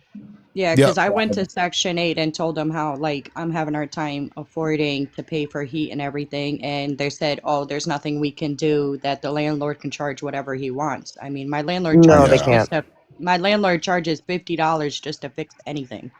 No. See, that's charging you to fix shit? No, that's wrong. That's absolutely wrong. And then on top of it, he has 106 buildings that he can barely manage, and everything that he gets is cheap. Like if you put a hole in your wall, he'll put putty over it, but he won't sand it. He doesn't paint it. Nothing. Like, it just looks real ghetto for me to pay $1,800 a month. Yeah, well, the hole in the wall would be on the tenant, in my view. If somebody puts a hole in the wall like that, that's a tenant issue, and that's pretty cheap to fix, generally speaking. A drywall guy, shouldn't be more than $100. Depending on the size of the hole, obviously. Yeah, it was a small hole. I had just moved in, and I was trying to bring stuff in, and I have 2 left feet, and I kind of fell left. Gotcha. Well, and then I know how to fix it. I tried to fix it myself, and my landlord's like, I don't like it. You have to redo it, and then he'll break the hole in the wall again and redo it. Hey, and it comes out ghetto. Oh wow. Hey Jay, do you know bad. that there's actually like a list of landlords that accept like Section 8? Yeah, I know. Okay, well, and if well, what I'm saying is, it sounds like maybe your landlord is either shouldn't be on that list, or maybe probably might not actually be on that list. I'm saying if you can look that up and find that he is in fact not on that list, That's like some kind of girl, fraud or something. yeah, Yeah. that's what I'm saying. It seems a little bit scammy. He seems like he may in fact not be an actual qualified Section 8 landlord. Yeah, it's He like, Yeah, is. because he has a whole my land my bank too. stove broke. My stove Yeah. broke. Well, you're gonna have to pay me $50 for me to come out and fix $50, my yeah, stove. exactly. Fuck If he you. is Section 8, and this is happening, he's committing fraud. Yeah, Yes. absolutely. Section 8 has contracts, and he's Right. committing fraud. That's simply what it is. It's fraud. So Yeah, it's That's what I I'm would say saying, fucking but get it I'm on saying if recording. she's already crazy. contacted the Section 8, she needs to go above it. Actually call the city. Yeah. The city built, yeah, they work with HUD, but they have a bigger bite than HUD does. I have a So what? question, Jay. So would I I have a hit question. the governor? Because I don't know who to hit up like that's Well, higher no, than you him. City call your Hey, can I planning, ask a city, question, man, city, if you don't mind, liberal? city builders. What is sh- it? The building department.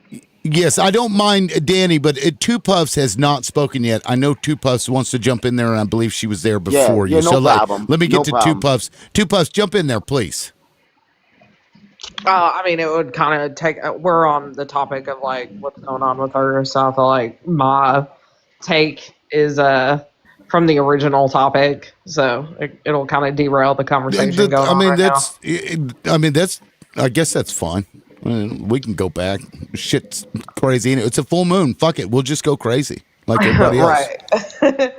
Well, like my biggest thing is number one, being a landlord is like owning a business, right? And if businesses have to, by law, by OSHA law, have to provide heat, air, running water, sanitation, and ventilation, then your business as a landlord should also require that.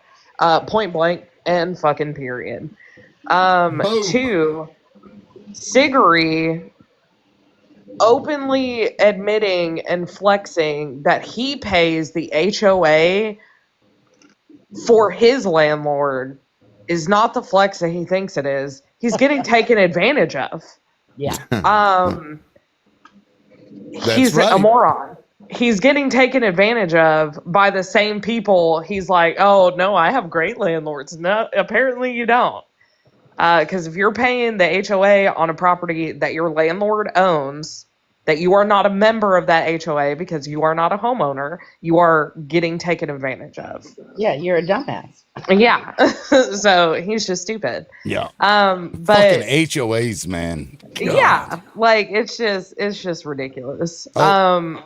The But hell? you know, It says live may contain AI generated content. The whole thing just blinked and then gave me a warning that that's what the fuck AI generate? I got TikTok. what.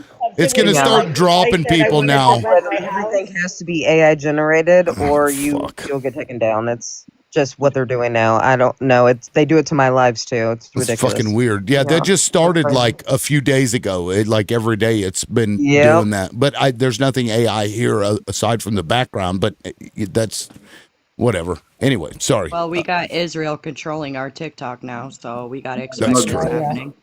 I know. That's Do you true. guys remember when we were all talking about how the algorithm was going to change and everyone's like, oh, no, it's not going to change. But I feel like it still did. Like my algorithm is jacked, guys. I see so much weird. Hey, I'm like, how are you still online? It's the weirdest thing ever nowadays. If I Warnings take because like a of your couple background. days, The warnings because of your background. Do what's They're that? saying that. It is because of your background. I've had this background for But that's why they're doing it. 7 It months. might be new, but that's why. I mean, but it's not even AI generated. This was I paid. I mean, I don't know how it generated. I paid somebody to make this years ago. I've had this for years, Okay, I even thought you said it was. before AI. Yeah. So I bad. like no. I mean, you can go back to my YouTube channel. I've used I believe this. Yeah, I've used this back, Nadine. Back, remember when me and Ron had our show? We used this background. That Yep. was what, 4 fucking years ago or something. At least, yeah. Yeah. So it's like, well, you typed in words. That was AI generated. Like, what the fuck? Hey, I did Because just of the want. girl. That's because of the girl from OU. We have to, anybody who can write must be AI. Yeah, I did want to say, like, I hear people talking about the rent getting raised and all that, and I just want to point out, not to take away from your story. I understand and I hear you. I'm just making the point that right now we have 16 million homes and less than 1 million people that are homeless. We have 16 million homes that are empty, and in the future, because of what's going on with our economy, and because there's going to be 100 million people losing their jobs. 100 million people are going to lose their jobs in this country. And there's going to be a lot of people getting thrown out on the streets and a lot of empty homes. And the government's not going to give a fuck. And that's why they're turning food stamps off. And that's why they're getting rid of disability, all this stuff for the public, the safety nets, because they're not going to be able to afford to pay those safety nets in the next 3 years. So I'm just bringing that to everyone's attention.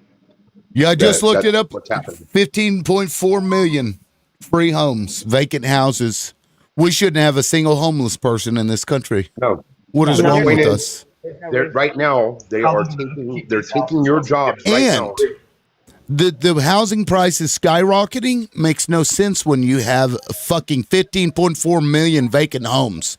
That makes no sense to me. It does, because those people are making them empty to take away the availability to raise the price. Well, but that's what I'm saying is that it exists, which means they're De Beersing the rental market is what they're doing, because that's what De Beers does. So I got a question. The little Who's going fuckers. to fix all these houses when you give them to them and they don't have the money to fix them? Say or what the now? money to fix them. Who's going to pay for all these houses that are run down out of these 15.4 houses that are run down that could be given to people?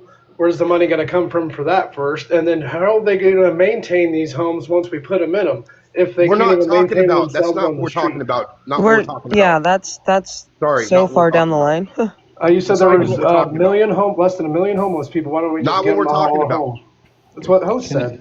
Yeah, okay. I didn't I'll break say it down that. in English. Whoa. I'll He break said, it down. hold on, democracy, hold on. Who said that's what host said? You said there was 15.4 million homes and 1 million people that are homeless. Why I is there didn't any say that, homeless bro. people? Yeah, you did. No, I didn't. Yeah, you did. No, I didn't. He did. Okay, so either I way, did. even if He someone said it in your said that, video. No. is No, He said, I don't bro. understand why they're No, homeless. okay, hold on. Hold on. So then what did you mean? Listen, I'm misunderstood. Then. hold on. You don't. Okay, let me explain to you what happened. He said there was 16 million free homes and 1 million people that were homeless.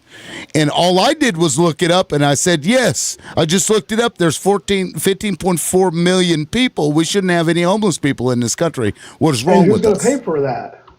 Yeah, So well, once I'm we just put these saying, homeless You're not people in the understanding like, houses- you're not even listening to who's saying Yeah, what. So I why asked the a fuck question would of I what you said. give a fuck what you say when you don't even know who's saying what? Yeah, you just said it again, and I asked you a question to what you said. You said, why is there homeless people? Okay, Well, who's and going to pay I'm sorry for it? this Put these conversation I'm homeless gonna. people in your I head? want to answer that because I work Okay, in that's what I'm property asking. management for low income. So there is HUD, there's Habitat for Humanity, there is Humility of Mary, there is all these organizations that What's the already wait do list this. on That's these who's going systems to pay already? for it. What's It's the wait not list that. on these Hold systems on. already? The problem is all of these motherfuckers have homes. They have 1,000 homes. They have 20,000 homes, and they're fucking keeping them empty on purpose. To drive up They're the rent. not fucking selling them, and they're not fucking renting them. So the price of rent and the price of the property skyrockets. That's Because the the fucking goal, problem. And when the you quit goal, fucking doing that, people will be more than happy to buy the fucking house and fix it the fuck up, and people will be able to afford it.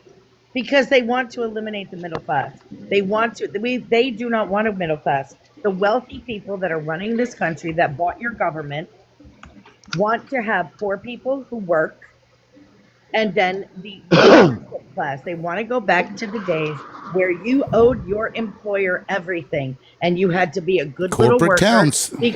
because you lived in the house that your company So we're owned. going back to the Shop 1900s, this aren't we? store But I that your guess company owned, and then you have no choice. You can't get another job because you have to move. As Or soon Unless get you're new smarter than skills. everybody else on the You guys panel are talking seems to about people fucking though that don't understand really that. have You any don't. skills. You guys are talking it about low doesn't skilled matter. people. It I doesn't guess So matter you're you if need people to smarter have than get these everybody skills. people else on the skills so panel, they but can you make It don't better doesn't fucking money, get matter where right? we if get. you have Wait, skills. okay, Right? okay. We're So, gonna need better whoa, phones. hold on, guys. Go. I can't hear anybody. Nadine had made a point. Were you done with your point, Nadine? No, they're talking about Okay. that Go ahead you and can land your have plane. skills.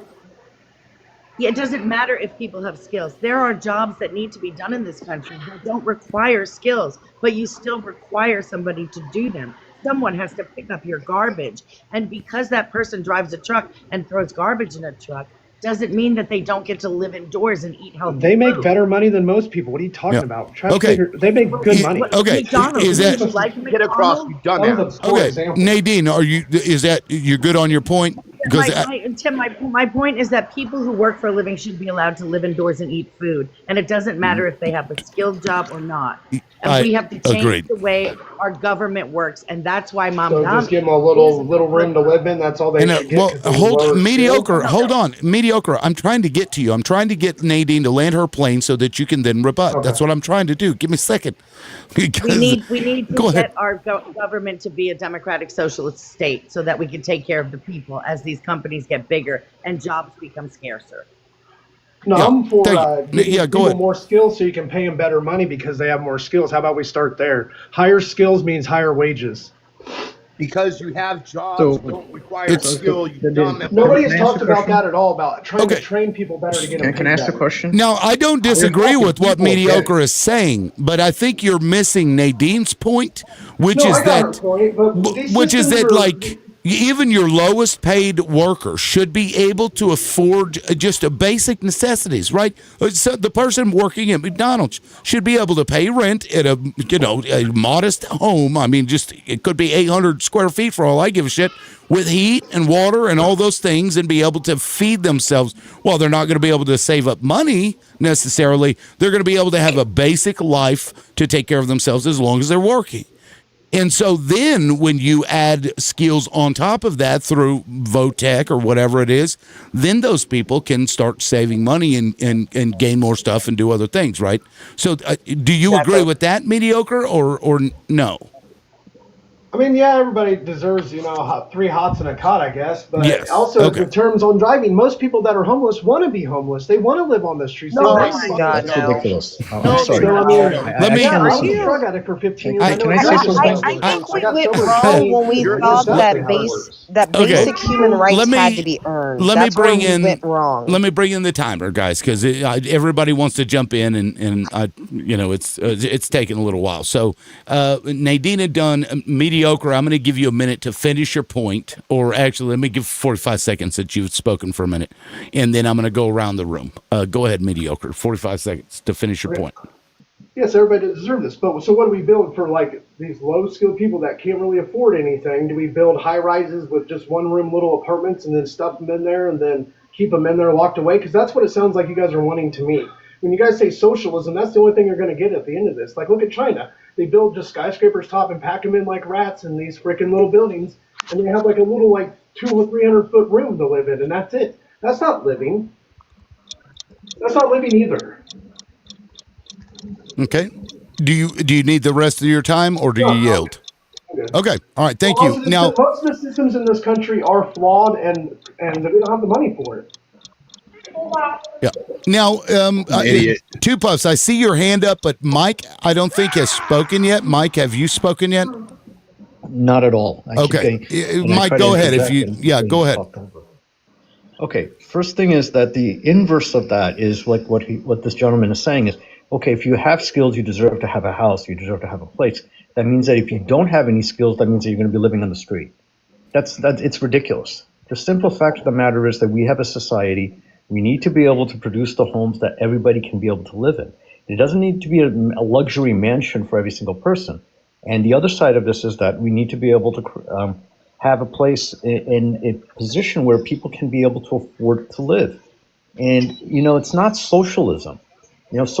Whatever they're recommending, right, is really a corrective to what capitalism is. Capitalism is probably one of the most corrupt, most exploitative and corrupting systems that are out there. And it's in contravention to democracy itself. We need to be able to have corrective systems in place so that we don't have an individual with like 4,000 properties and all only one of those 4,000 is occupied. Everything else is just sitting empty. I mean, other countries have done that too. They've created vacancy property taxes. Yeah, thank you, Mike. Danny, Bill, can you do me a favor real quick? Can you type anything into the comment section for me? I need to check something because you're showing up a little strange in my deal, and I just want to test something out. Please, you could just write test. It doesn't matter. I just need to check something. Okay, so let me, since Two Puffs, you had your hand up, let me just go around and I'll come back. I know it's kind of weird, but Hey, Two Puffs. is that good? Let me see. Yes, thank you so much. I appreciate it, man. Two Puffs, go ahead. All right, man. So there's only 2 points that I really want to make. One, mediocre. Do you think that since you think all homeless people are unskilled, right? Do you have a plan in place that you think would work to, I don't know, maybe lower the cost of skilled trades, getting education, they had Jobs Corps, and that is gone now because of Trump. So like all these things that you think that unskilled people, unskilled poor people can't do, you're fine with not having any help whatsoever to get that kind of education currently, but that's your plan in the future. Well, no, I'm talking about jobs that are going to be. You guys are mainly defending jobs that are going to be taking my spots in the next 10 to 15 years. Also, I'm sorry, but why are you still talking when someone else has a timer on? Well, she asked a question. I thought she asked a question, didn't you, Two Puffs? I did. Okay, yeah. Because So he's talking about skills. We need to teach them skills, but he voted for someone who's removing things in place to teach people skills. Okay, so Danny, whenever somebody asks a question, I'm going to give you a 45-second rebuttal timer. So go ahead and answer the question. Go ahead. Or not Danny, I'm sorry, mediocre. Wasn't that too mediocre, that question? Most of these jobs are being found. Is it my turn? Yes. Am I going? Rebuttal timer. Yes, Okay. go ahead. So a lot of these lower skilled jobs that you guys are defending are going to be taken away here soon. The jobs I'm talking about are the ones in the future, in the 10, 15 years that we are going to need to build up. We need to start thinking about it now, okay? We got to get your kids away from the college thing and back into the trades. And what has ruined trades and the pay is unions asking all these electricians making $80, $90 an hour. That doesn't help. We got too many people overpaid and too many people underpaid. Too many people overpaid and too many people under. I think that's a fair assessment. Are you So good? he's anti-worker. He's anti-union. Got it. I work for a place that is mostly union, but my plant alone isn't union. We've kept them out, but we're a Fortune 100 company. Our favorite color is yellow, if that tells you anything. Okay. Hey, yellow.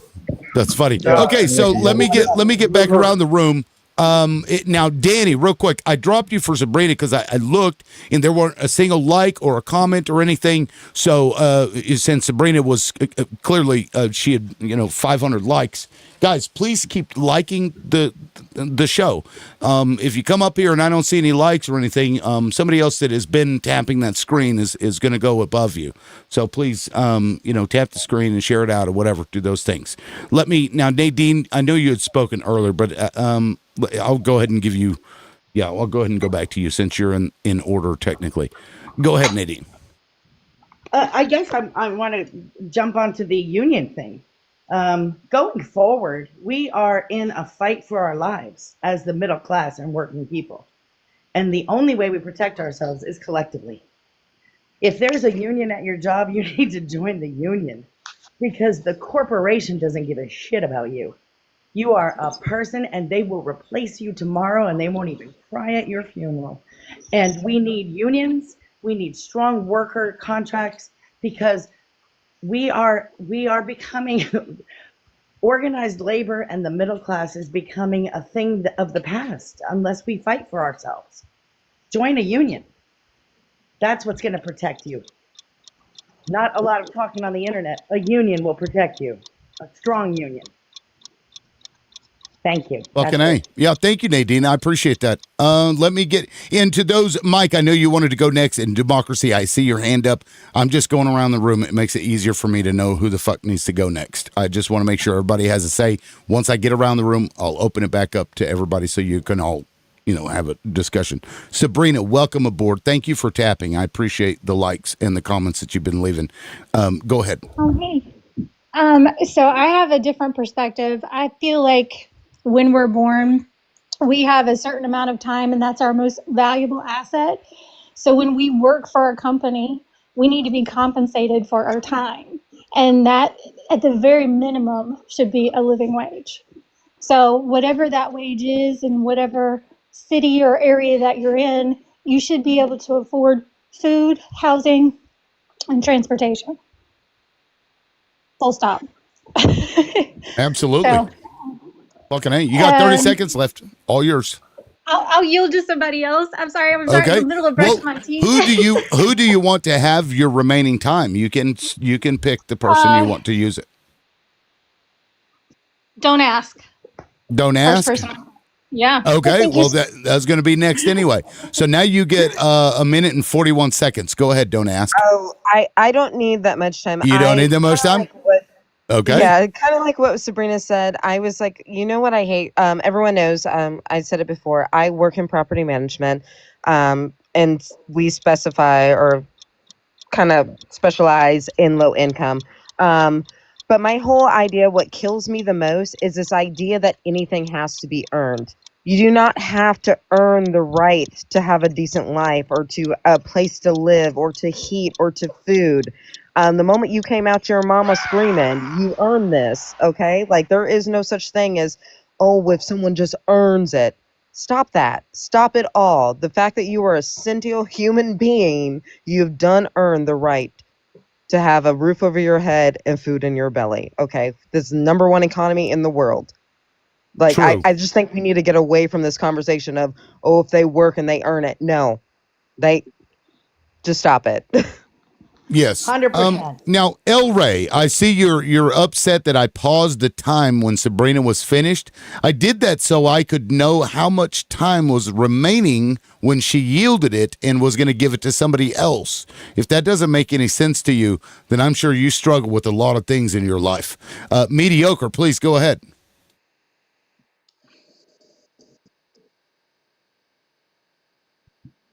Mediocre, you are muted.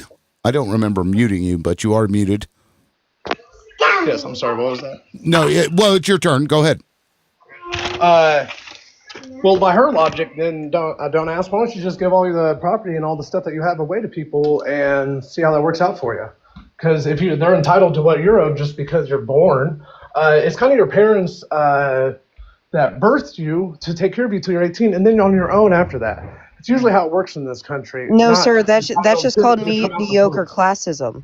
How about that? I didn't interrupt you. I got your time back. Go ahead.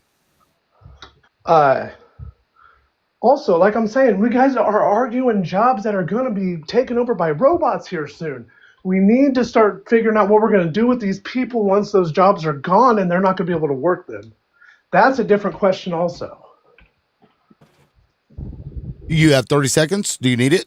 Because I would. There's these robots that are taking jobs in McDonald's and restaurants, and you have AI that's taking the orders.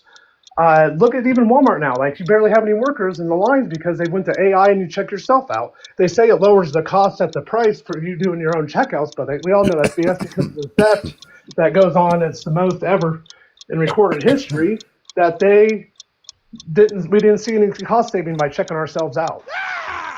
Yeah, to that point, you bring up an interesting point. This is something we talk about a lot on this show. Sorry, I tried to inhale my life. Anyway, we're going to have to start talking about a UBI or a labor tariff, as I call it, because you're replacing jobs with a robot. Because eventually, we're going to get to the point where The robots will replace themselves. They'll repair themselves. They'll even build themselves. And so, like currency and it says Nadine's live content contains themes that some may find uncomfortable. If they remain on your live will be unavailable to some audiences. What the fuck? I have to remove you, Nadine. It says harassment and bullying. I have a rebuttal. Well, hold on. Exactly. Somebody called her the B word and didn't get dinged with the harassment and bullying. Maybe it's, I think she called somebody a name like 25 minutes ago. That's so fucking stupid. Anyway, so like eventually, like currency is going to be irrelevant because we can produce everything that we need using robots and no human labor will be required. So like you're right. We do need to address these things, but it's going to have to be to the point where humans will be free to do whatever they want to do because they don't have to go to these jobs. So they can do community things. They can, rebuild community. They can run for office. They can, you know what I mean? Instead of having to work. And we'll have to give everybody either all the things that they need for life or a UBI if we're going to keep doing currency. But, the powers that be, I don't think. But we just do a universal basic wage. Every worker in the United States makes the same wage. Well, I mean, eventually, if they don't have a job, it's going to be universal basic income because if the jobs are gone because AI replaced them and they got fired, then their wages. I think you guys are getting too hyped on this. Remember, this isn't new. We saw this like Detroit, like Automotive City or whatever. Automation happens. It happens roughly about every like 25 years or so. This comes around. We're not at a place where AI can actually overtake like all jobs. I mean, it is an issue, but this is part of the problem that I have with this whole like Trump's America First. Bring back jobs that don't exist. That doesn't make sense, right? So then we just need to go off into a different sector. We need to focus toward other things. The truth is we don't have the capacity for AI to actually, or robots as you were, to take all of our jobs. We don't have the water resources. We don't have the grid resources electrically wise. Like it's not going to happen, but automation has always been an issue. That's why a lot of our jobs starting back in the 60s started to be offshored. This isn't new, guys. So I'm just saying, calm down. It isn't new, but yes, it is a fact that eventually we will get to a point where robots will do all of these labors. Now, there are going to be things like plumbing and stuff like that that's going to be even further down the line. But it isn't true to say that that's not going to happen. It's not something that we should worry about. We should prepare for it because it is coming. And like, for example, if you take all the truck drivers off the road because, most of the truck drivers that do over the road, that is a lot of incomes that you just pulled out of the economy because those AI trucks, those self-driving trucks can run basically trains down the highway by being within inches of each other, and because they'll basically draft off of each other and it makes it more fuel efficient. That is coming within probably the next 10 to 20 years. It's more of a regulatory issue at this point. So we have to address these things. We can't just push it to the side and say we've already been there. But liberal, the issue is that at the same time as all these things are happening, can I say something? The issue is that at the same time as all this stuff is happening. Next. Thank you. Yeah, but this is open discussion. It is open discussion at this point, but Mike, hold on one second because Democracy did have his hand up. That's my bad. Democracy, go ahead and offer your thoughts. Hey, so I like how these people are just predisposed, or just thinking that you know more than our Congress and our Senate. The Congress and Senate just held a meeting on October 8th about this, and they concluded that 100 million Americans are going to lose their jobs that are not going to be replaced. So I don't know where you guys are getting off saying that this ain't going to happen, because it is happening. It's happening right now, and that's within the next 10 years. So say what you will, but Congress and Senate just had a fucking meeting on this, discussing it. And I'm not saying I know more than Congress or Senate, but for example, like RFK, like the man is not a doctor or a scientist. I'm not taking medical advice from him. I'm also not going to take everyone that was involved IT was in the advice meeting from someone who's never touched a computer. All the people that were involved, all the big players in AI and robotics, like Musk and all these people, Bill Gates, all these people were involved in the discussions. So everybody that's in the know was there. No. So you can go watch the video yourself because Bernie Sanders just No, I did know the video that you're an talking about, emergency and I know address the over reason this. they're yielding to Peter Thiel. I understand It's IT. not I that, work in no, IT. no. They're not yielding to Oh, Peter Thiel. Jesus. That's not what they're doing. They're having a discussion amongst everyone that's building the robots. And they're telling Right. you that 97 million jobs are going to be gone Think, and the largely unreplaced in the next 10 years.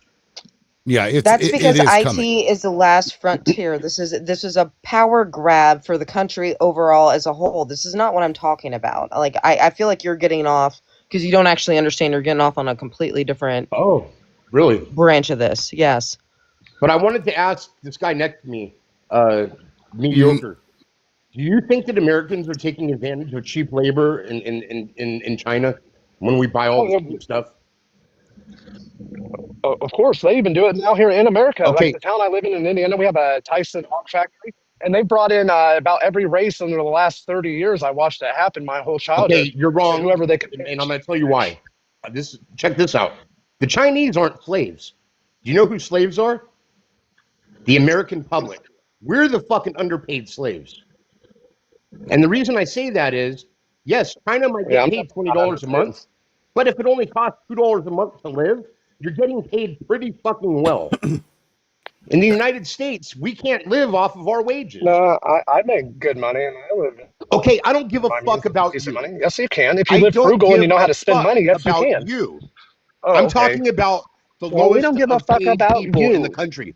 I'm talking about the lowest paid people in the That their country. job is going to be We gone are here soon, like you underpaid even said slaves, yourself. and the Chill out. Chinese are fucking well paid. I mean, that's a fair point, basic, actually. if you get a basic fucking income in China, if you are a low paid employee, you can afford to stay in a luxury fucking spa every single day of the month. No, you don't. Yes, you fucking do. Dude, they live in little shacks in towns like rats. Dude, What are you the talking amount about? of money that they No, get, they do not. you're a fucking idiot. Yes, You they don't do know a too. goddamn Okay, thing. okay, And you only okay, fucking Mike. come up here with Hold on. Mediocre has Who never is that? left Is the that Mike? country, And he as we acts can like tell. nobody here that makes Hold me on, hold on, hold on. make it Who good here just in called America, another though. person a That's fucking hilarious. idiot? Who just said that? I did. He called me an idiot. Who is that? Democracy? He called me a Yeah, it was fucking me. idiot. Okay. You got to go, and you got to go.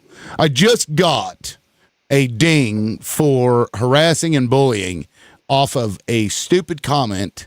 And so, like the last 4 days, I've had like 7 or 8 people get dropped for stupid things.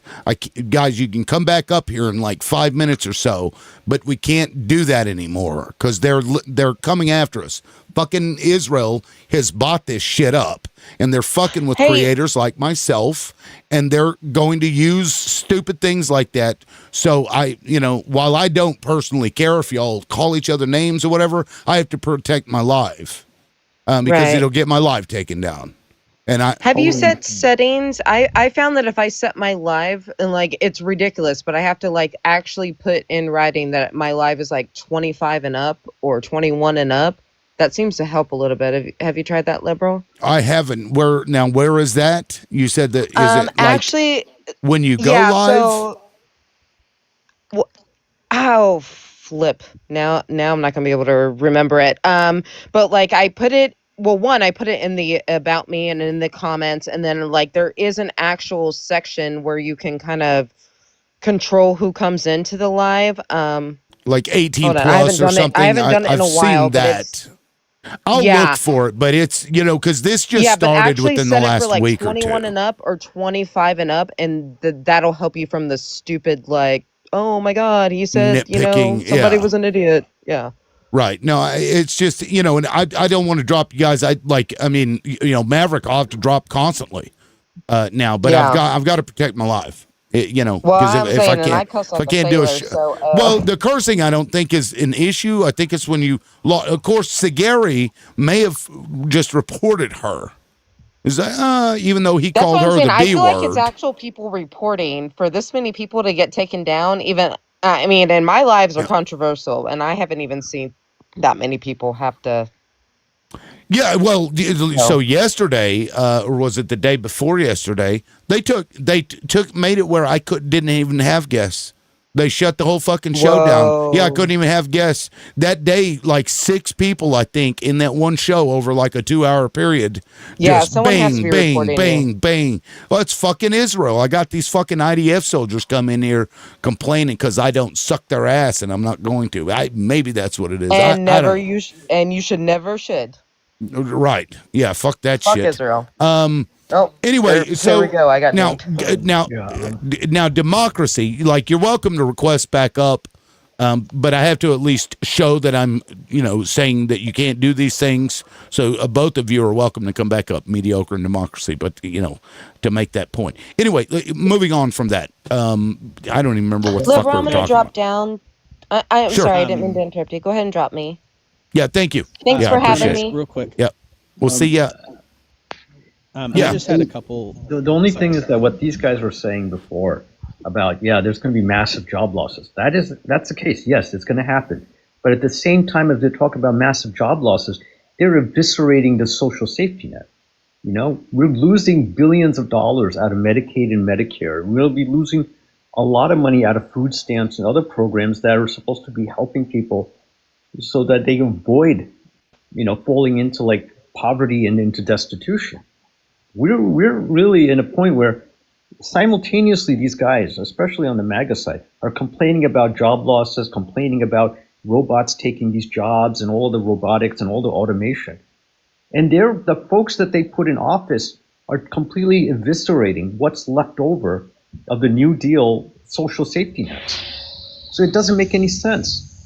I mean, on one side, you're saying, okay, we're going to basically lose all these programs. And on the other side, you're basically leaving us with nothing. It just like it doesn't. For me, it doesn't make any sense. How are you supposed to have a system like this where you're going to basically automate all the jobs away, and at the same time, you're going to leave people with no recourse? And I don't believe for a second we're heading towards like some kind of Star Trek future where everybody's going to not have to work and you're going to have replicators and all this other stuff. We're going towards. Can I address that real quick? Wait, who said replicators? Me. Why do you no right, but why do you have to have replicators for AI and robots to take over the production of pretty much everything? Why are replicators like Star Trek reference? No, I get it. I'm just pointing out the ridiculousness of making as if those two are the same. Like like if you got one, you have to have the replicator too. Like I mean, come on. But I'm just saying that we're not going towards Star Trek. I'll just say that. We're going more towards like something like Elysium. You ever saw that movie, like the movie from Matt Damon? Yes. And he was basically living in like a slum, and everybody else was living in space. And there's like this huge, like almost like paradise in space, and on Earth is like hell on Earth. Everybody was living on basically bare bones and scraps. That's the future we're heading towards. That's the future that the Republican Party is creating for us. Yes, and part of that is Could I address a couple things? Yes, go ahead, Mountain Man.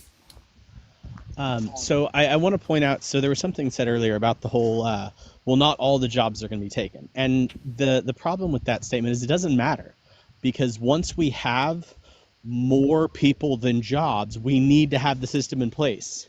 Like, even if we have 10,000 people who can't get jobs because there are not jobs, the system already needs to be in place. Like, we can't wait till the majority of Americans don't have jobs, because that's ridiculous. But on top of that, to address Mike, so the thing that I think is happening is they're getting rid of all these social safety nets, and they're getting rid of all these regulations in attempt to, so when there aren't enough jobs, the corporations are the ones who get to decide how people get to live, which is horrible, but that's what I think they're trying for. Yeah, but that's going to be basically, we're going back into the 1800s.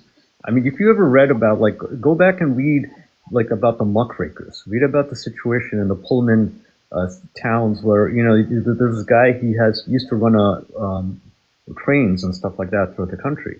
And he had company towns, and the people were absolutely disgusted with what was going on. They started protesting, and literally there was a massacre, massacres all over the country of people who were trying to protest for unions.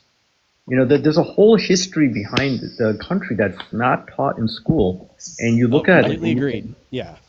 I mean, Well, we're that gonna was get taught in going back- school. In my school, We'll be I going learned back about to that. feudalism at that point in time. yeah. I mean, Yeah, it's gonna be so- like in neo-feudalism. Right. So, so what was your disagreement exactly, Mike? I guess I'm a little confused. Well, my disagreement is that right now, where we are going towards, we're going back in time into like basically, we're going back into the Gilded Age. We are in the Gilded Age. Right Well, sure, but also simultaneous to that, we are going to be replaced by robots and AI. It's already happening. Do you disagree with that or no? No, I don't disagree with you on that. Okay. I think that we're seeing that the replacement happening in the tech sector right now. These guys, like I know people in the tech sector, they were telling me, "Oh, there's not going to be any job losses. We're perfectly fine. Our jobs are perfectly secure." When the AI is able to do 80% of your job, that's when your employer says, "You know what? I could make up the other 20%. You're out of here." That's where we're going. We're going to be in a very short period of time. You know, if a computer can do 80% of the job that you're doing right now, they'll make up the other 20%. You know? Well, not just that, but like let's not even take like the whole job. If a computer can do 80% of your job, then it takes 4 times less people. Yeah. Absolutely. Because one person can do the job of 4 people if it's doing 80% of your job.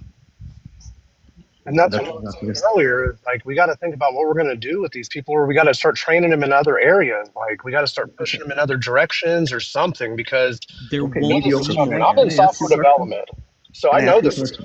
Yeah, go ahead. Yeah, but there aren't going to be more areas. That's the problem. Yeah. So that's the question. That's the $1 million question. So you're going to have millions of people are going to lose their jobs. What are you going to do with those millions of people? What jobs Well, are I know going the to trades be? are missing millions of people right now that have retired or are about to retire here soon in the next 10 years. To go look at the statistics for that. That's why I was saying the trades earlier. Like, we've pushed everybody towards college, where that these jobs are going to fail now in the tech sector because of AI, and we've pushed and pushed and pushed people to go to school for that. We got to steer them in a different direction now. Yeah, but the trades are going to go away just as fast. Not You as realize fast that, though. right? Not as fast They're though. That gonna if you're just as 30 fast. years old, you'll probably still be able to retire. Like, I'm 41. No, I'll still be not able to even retire in close. the field that I'm in. I'll be able to retire for sure. I already know this. I almost guarantee you that at least half the trade jobs are going to be gone in 20 years.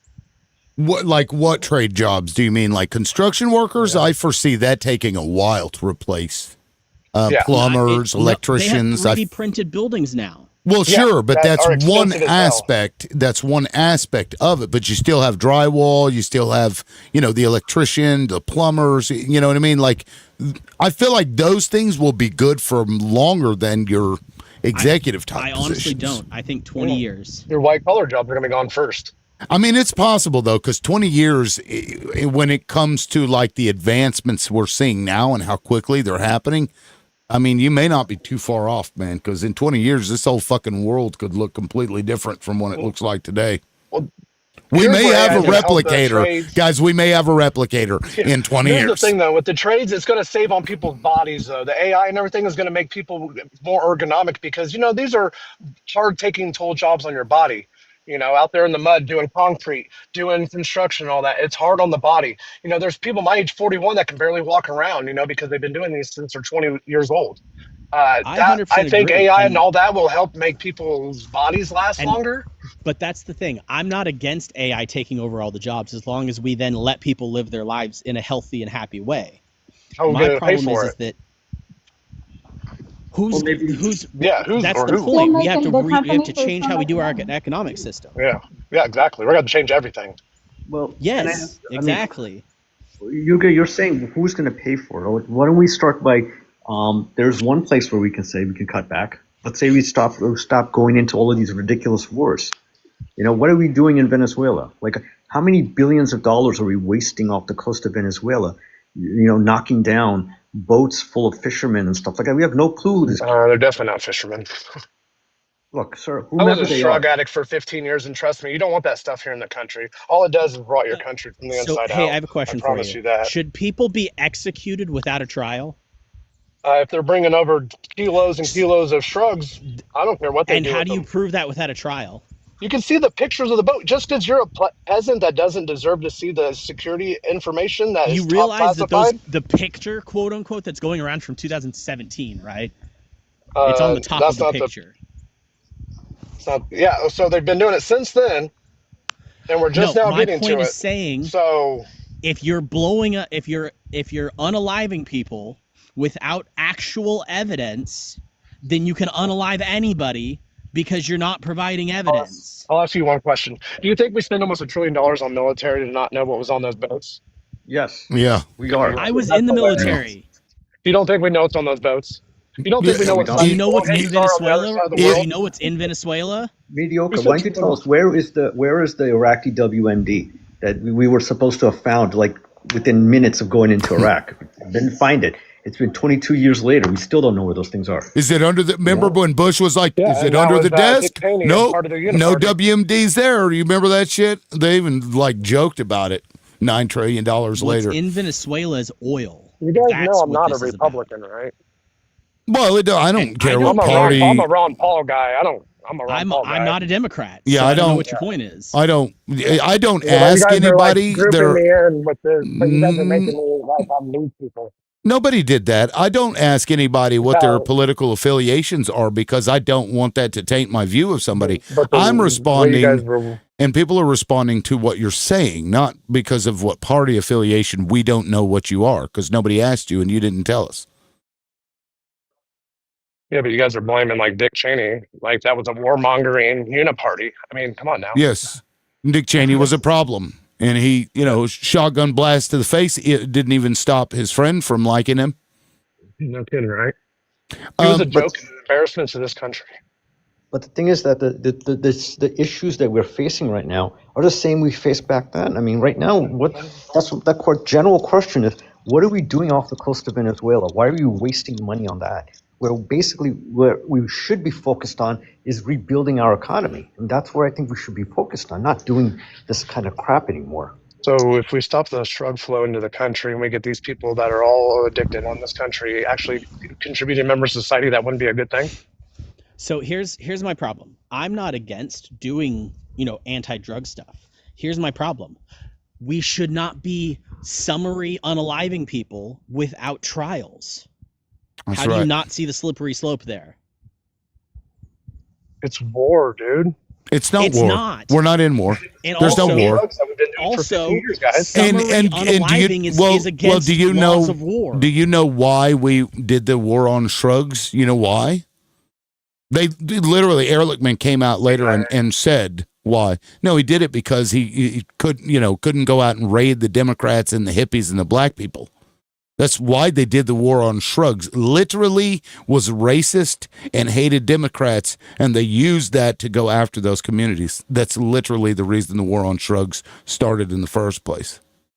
That's the only reason. And the CIA put them in the ghettos. Well, I mean, And the they CIA did that later, in the 80s. But that was they did that for a different purpose because Congress wouldn't give them approval They keep people there in the ghetto. That's why. Well, no, Congress. Well, it was like two birds with one stone because Congress wouldn't give him the authority to fund the people in wartime down in South America. So what he did was secretly started running rugs and pew-pews down to them, and then would give them the cash and the pew-pews, and then bring the rugs back into the communities that they didn't like. So it was like it was a win-win for them. Because he got, they got the money and the pew-pews to fight, for the agenda that he liked, and then it unalived the African-American community. So, yeah, it's fucked up. But now we're like, there's a bowl.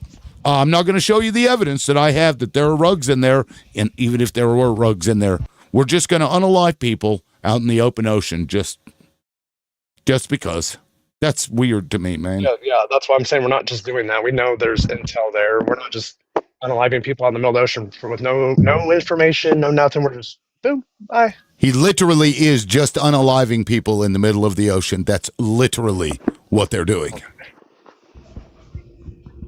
So I have a quick line of questioning. They're unaliving criminals in the ocean. Quick question. So not a criminal. You don't think that we should have? Definitely so you don't think that we should have trials? 1 second. You don't think we should have trials for people who are bringing drugs in? Trial for in international waters. So when we get Interpol involved in? No, we should so be. We could also track them till they entered U.S. waters and arrest them, then have trials. You And then realize do what? that, Send them right? back so they do it again? No, And we again? arrest Why them. would you say? again, Wait. Do you think that we charge people and then convict Yes, we them charge them and we and then deport them let all the them time. go? No, that's not how Yes, that we do that works. all the time. No. No. What are you Oh my talking God, you about? guys are living under a rock. No, When we you're living charge on a people- rock. So if we deport somebody that we charged and convicted of a crime against the United States, if we deported them outside of our jurisdiction, that's a problem. We shouldn't do that. Right? I don't know.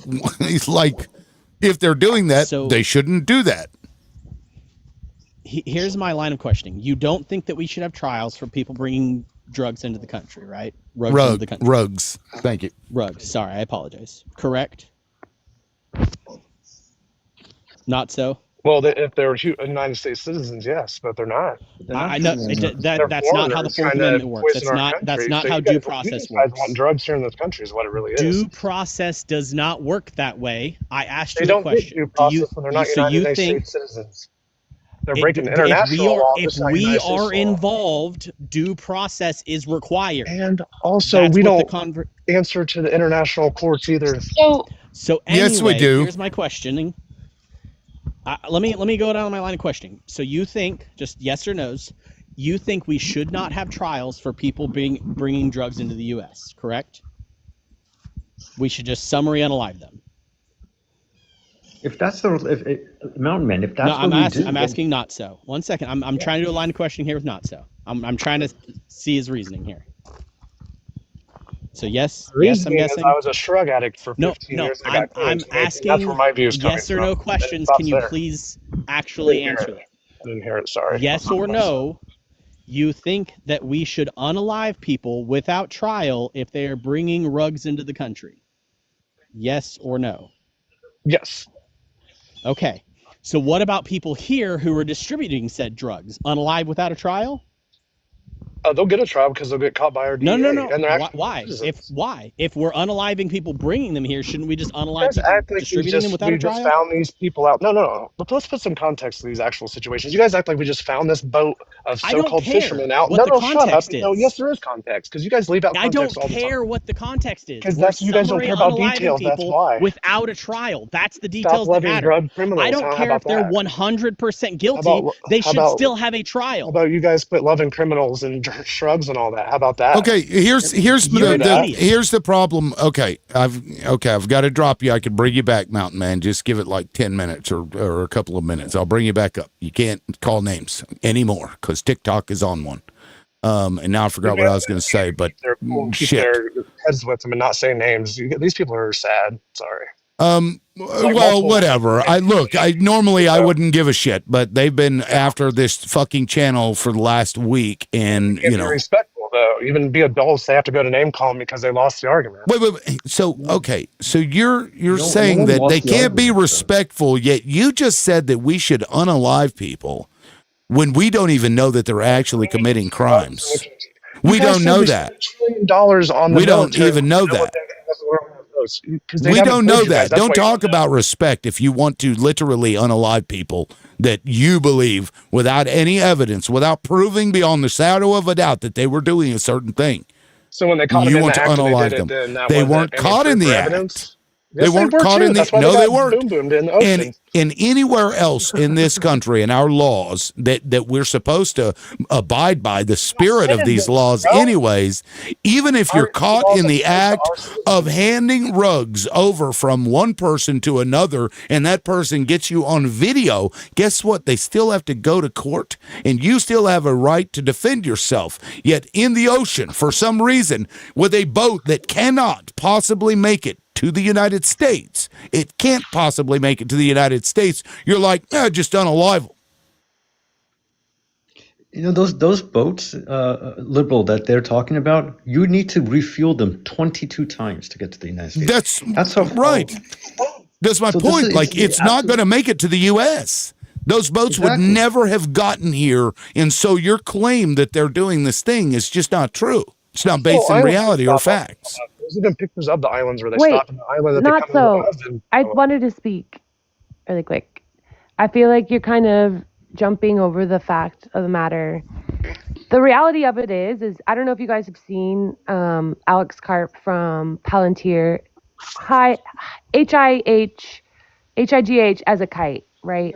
He's literally, everyone look it up.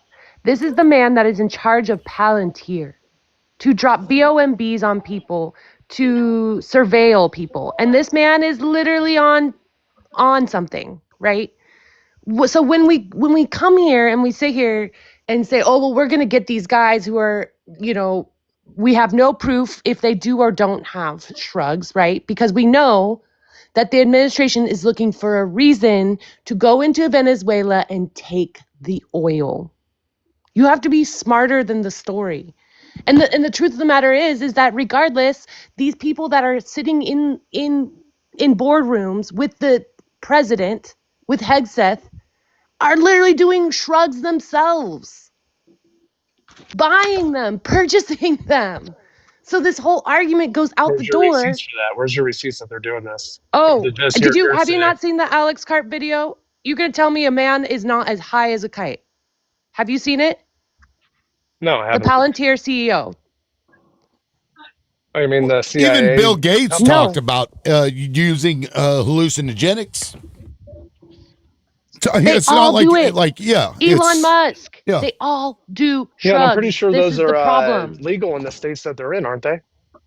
And they were doing Cocaine it. is not legal. Or He wasn't doing cocaine. He was doing amphetamines. If you would actually Dude. paid attention and know what Elon Musk was on, You 'cause like I not said earlier, I so was you a don't drug even know addict what for I'm 15 talking years. about, and so you're arguing against something that you haven't even seen. You I haven't have seen seen the Alex Elon where Karp you're talking video about of him videos. high as I'm not fuck. talking about Alex Karp. I said Are you Elon, talking about Elon or somebody No, else? I thought you said somebody else. She said Elon and somebody No. else. Yeah, you Nacho did. needs to stop talking for me because he's not clearly You understanding. did what's say going on. Elon. Stop. I Stop. didn't. I didn't hear I what don't you think she did. I heard somebody else's name. I'm talking about Alex Karp, the CEO of Palantir. Yeah. Girl, look it up. He And then just you had said Elon's on drugs too. Not so. You need to stop interrupting me when you don't even know what I'm talking about. You sound like Please. you're on drugs right now. So is I'm it in my going bed, I'm one not. on one with Respect. You don't really have a Palantir? lot of respect. Yeah, We have Alex, to look up build Alex system- Karp interview Palantir. Like it came out yesterday. He's so high. He looks like you he's said it came out smoked out. yesterday. Keep it Let on me see. the NDAs and all that stuff that they're doing, all the with the MMA stuff, all the supplements and all that. How do you know it's not that stuff? But since you're, and the main reason is You don't know. Oh my God! Hold on. What the fuck, bro? I wonder if he was one of the ones on the boat. He was on the boat hanging on for dear life that they saved his ass because he's rich and he's white. The CEO of or Palantir. whiter. Let's The see. CEO of Palantir is high as a kite. Yeah, put it on. Hold on, let's watch this. I don't know if I can play too much of it because the copyright. pissed at the New York Times, honestly, but since you're, and the main reason is I believe in your, if you're listening, I believe in your mission. When you write a technically completely illiterate article. Is this the video you lose you're a lot of talking about? credibility with people are He gets technical. And crazier that's just in a fact. later parts. That This article is about the us same being a interview, say, but he gets so surveillance crazy. thing, is like where it's all implied what we do. You got. Yeah, but There's another shot. You're left and right. The one thing I would say to people in the audience, a lot of you think I'm right, and you know your spouse.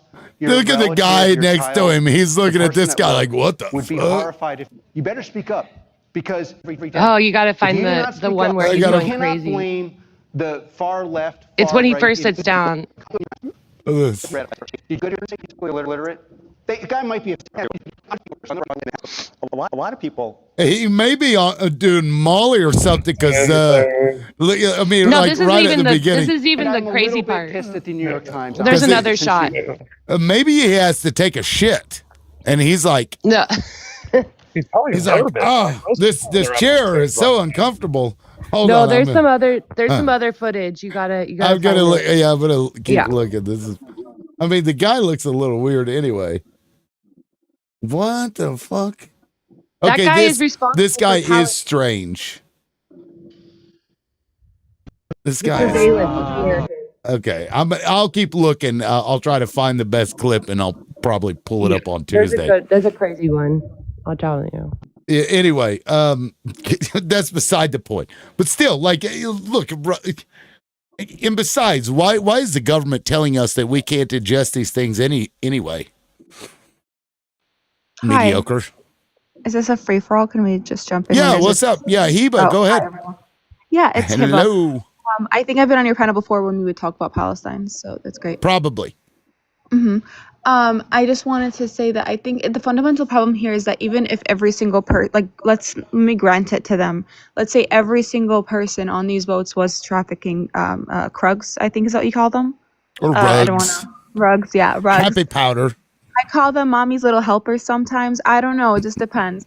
Study candy.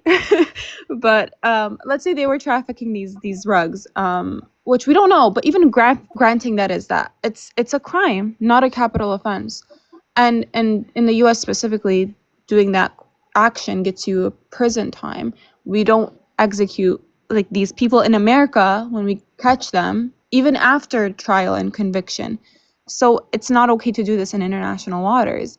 And it's a slippery slope, right? Because like if selling shrugs equals okay to unalive without trial, what else does, right? So like at what point do we stop, right? So for example, let's go to theft or assault or illegal immigration or jaywalking. Like at what point do we tell the government like, hey, maybe like this certain crime is not, like we shouldn't be doing that, right? Because like once you say this crime means that you can be executed without due process, you've destroyed the entire fundamental like system in which our legal system was built on, right? You destroy all of it, because who gets to decide which crimes you can unalive on site for and who doesn't? You was a drug addict for 15 years. That got clean 8 years ago. Have you ever been down that path and know what it's like? Sure, yeah. Have you? I'm dead serious. Because I really was. I was an H addict for 15 years. Okay. I got clean in 2018. This shit is poison to our country, and you guys support it like it's fucking wild. Can you answer? Wait, okay. So let me point something out, mediocre. It was not H on that boat. Not one of those boats, let me tell you, not one of those boats had H on it. So if you have a personal problem with H, and I can understand why you would, let me guess, are you going to go around and unalive all the people that ever offered that stuff to you? Is that what you're going to do? Well, these ones aren't trying to bring tons and tons and tons of it into the No, country. they just gave it to you to harm yourself, No, right? That's not worse? I did it myself. Yeah. Right, you do it yourself. Somebody else is providing. I got arrested, Somebody else is providing. I paid all providing. my crimes. Somebody but I don't else. want to see my future generations poisoned. Okay, so, that's great, but they're making a choice to ingest sorry, I don't something. want to see kids poisoned down the road with drugs. My bad. So my actual question is why are people why are their lives less valuable than American The bad point lives? is letting it come into the fucking country. What about being an American? You assume that more valuable. You're assuming that there was anything on the boat, and we don't know that. Oh my gosh, you guys act like our military don't spend $1 trillion a year to not know what's on those boats. Hey, why are their lives less valuable than American lives? That's crazy. Why are their lives intrinsically less valuable than American lives, that they don't deserve a trial? We're not Americans, dude. That's so. You just said that. Maybe listen before you speak. Listen before you speak. I said, why are their lives less intrinsically valuable than American lives, so that they don't deserve a trial? So their life is just as important as the one that they're going to unalive with shrugs in the country that they're Quick bringing question. it into. Wait, quick question. Just real quick. I think it's 87 people that the U.S. has unalived due to this, right? If I'm wrong about the number or the estimation of the number, it climbs almost every day, but yes, I think that's about right. Yeah. Are shrugs gone? I'm curious. Just curious. Did we solve the shrug problem? The trillions we spent under the war on drugs since the 80s, did that help any? No, it hasn't. This is the first president that has actually done something against these cartels and all these people bringing it in for the last 40, 50 years. So let's say even granted they are cartels. Wait, granted that they are cartels, if you take out one boat, they're gonna send 25 more. Like, what is? I don't understand. Like, do you think they don't? Mediocre. I want to ask you a question, mediocre. If somebody was bringing rugs on a plane, and we blew the plane up, would you be like, yeah? Yeah. You would? Even when they're bringing it on a passenger plane and there are other people, because what I do know is that they also carry people who are not part of that trade and give rides to wherever it is they're going that isn't the U.S. because the boat wouldn't make it Oh there in the yeah, first I'm place. sure they do that all So the they're time. Out there. unaliving innocent people. And Yeah, you, that are happens all you the time, saying doesn't that it? it doesn't matter? It's just casualty of the war Dude, that we're doesn't in? happen like You at just all. just Unless you might boom have boom one the person trying to boom boom the smuggle in a plane. suitcase. It's worth Right. it. He's pulling in Oh no, Israel. but we It's actually okay. have No, intelligence where we yes, catch them yes.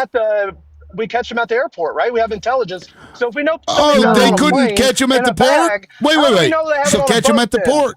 Catch Hold him at the on. port. Hold on. Catch him at the port, They're not going mediocre. to the port. They're not going to the port. You think they're going to come to Catch the them port of at entry the and be like, place here's our where slugs they we're bringing into the move. country. Hi, how you doing? They Listen, can't Come catch on, now you guys are catch 18-year-olds joking them. selling with it. out of their Catch grandma's Guys are a joke with backyard. it. Like Come catch it's on so them. now. real. You said catch them at the point. If they're running those rugs and there are passengers on that plane don't even know anything about it, what's the difference? Just unalive them, Well, right? usually at the airport, if it was on a It's plane, all it was worth found. it It's during because customs, right? there might Customs be a found it, right? child that wasn't Customs unalived by found it. it, right? Because here's a Doing fact, their job mediocre. that we pay for, Here's right? a fact Called that you may not be intelligence. aware of, mediocre, is that more people do not unalive from the sea powder that is allegedly on the boats. More people do not unalive from that than unalive from that. Right? So you don't know if that particular boat was You don't know going to it's cocaine unalive either. somebody. You don't know. You guys are just I'm assuming saying it's cocaine. no. You said it's You guys are just cocaine. assuming it is. You No, said it said was. it is. No, No, I that's didn't. I what said it was they're saying. fentanyl. I'm saying it's fentanyl. No, that's what they're saying it is. That's what the government is saying that it is. And what's So interesting, so if it's and what's cocaine, it's okay to be here. interesting, But if it's fentanyl, you guys don't want that here. But if it's certain well, drugs, you guys want to hear because you like doing them. Huh? what's Is that what's why? interesting, what's Is that why? interesting, what's interesting, not so mediocre, is that Donald Trump just pardoned a man that had trafficked over like 400 tons of cocaine into the U.S. And he was found guilty, and he was put in jail. He wrote Donald Trump a "Love You, Your Excellency" letter, and Donald Trump pardoned this man. So No, when that guy you gave us tell information me, on the cartel. That's why. no, that's not And it true wasn't at all. That's not true at Yeah, it all. was. He gave us He was information. Yes, he did. convicted Go read the of facts. crimes. Go They read have the facts of why the he got the logs. pardon. They have the ledgers. And he was, They had all kinds of evidence against this also man. He not was sentenced running correctly. rugs. Yes, he was. Listen to you, pretzeling yourself. Did you vote No, for Brett, I'll Donald give you the Trump? facts of the actual case because you Did didn't you actually vote for read Donald the Trump? case then, did you? Of course Did he you did. vote Just for reading the Donald headline. No, he's Trump? just reading the headline. No, You just read did the you headline. vote for Good job. Now Donald read Trump? the rest of the fucking article. Hey, listen, did you vote for Donald Trump? Just I did. you did. Okay, that makes a lot of sense. That makes a lot of sense because Well, You did. but, I you're realized in that the a moment he was cult, like, "I'm not a bro. Republican." Listen, you're in a cult. You are in a cult. You are pretzeling yourself. Stay away from your You are in. Listen, you're in an indefensible position, and that's why you're getting so angry. And now you're starting to yell, and now you won't let anybody talk. So that's sad. I really feel bad for you. It looks like you turned from H and went to the T. And the T is worse for you than the H, I can assure But you. you tell you to stay away from MAGA family members. That's hilarious. Stay away from your MAGA I didn't family members. say That's that. dick. I didn't say that. You guys I never told all anybody last that. year, yes, you did. You voted The for Trump, problem and is you guys found out. Stay away from your MAGA family members. You're a tea addict. You're crashing Bro. out there, not Bro, you're a tea addict. You guys You're are a a tea fucking- addict. You are You're addicted to crashing out Trump. there, buddy. Handmaid's Tale, and it's You're hilarious. whenever you're crashing out done there, with Trump, buddy. you're like, can I get another one, Daddy? No, you guys want to do that to the drug addicts, probably. Is that You get the other one out of your mouth because you guys yes, still jump support in the there, T guys. people and LGBTQ, huh? If Can I- not so, we'll shut Not up so- for a minute. Somebody Let me else can speak. jump in. Bye. I would like to speak for a second. So the thing is, Bye, Snowflake. Oh wow. Crash the fuck out, man. Wow. the thing is, the people that bring the most drugs into this country are the most powerful people in this country. That's right. That's actually the truth. crazy And thing traffic is the children, vast too. Majority of, Yep. the vast majority of rugs come from legal ports of entry. And They're U.S. citizens are running them a lot of the time. There was a giant thing of cocaine that came in like a couple years ago. I don't know if anyone saw it. Like millions and millions of tons, right? And everyone was like, "Oh, who brought this in?" Like everyone tried to look the other way, and it got totally erased out of the news. And of course they were like, oh, well, there was this one person, they kind of like just sort of like brushed it under the rug, because the truth of the matter is this is an industry that very wealthy and powerful people in this country actually are a part of.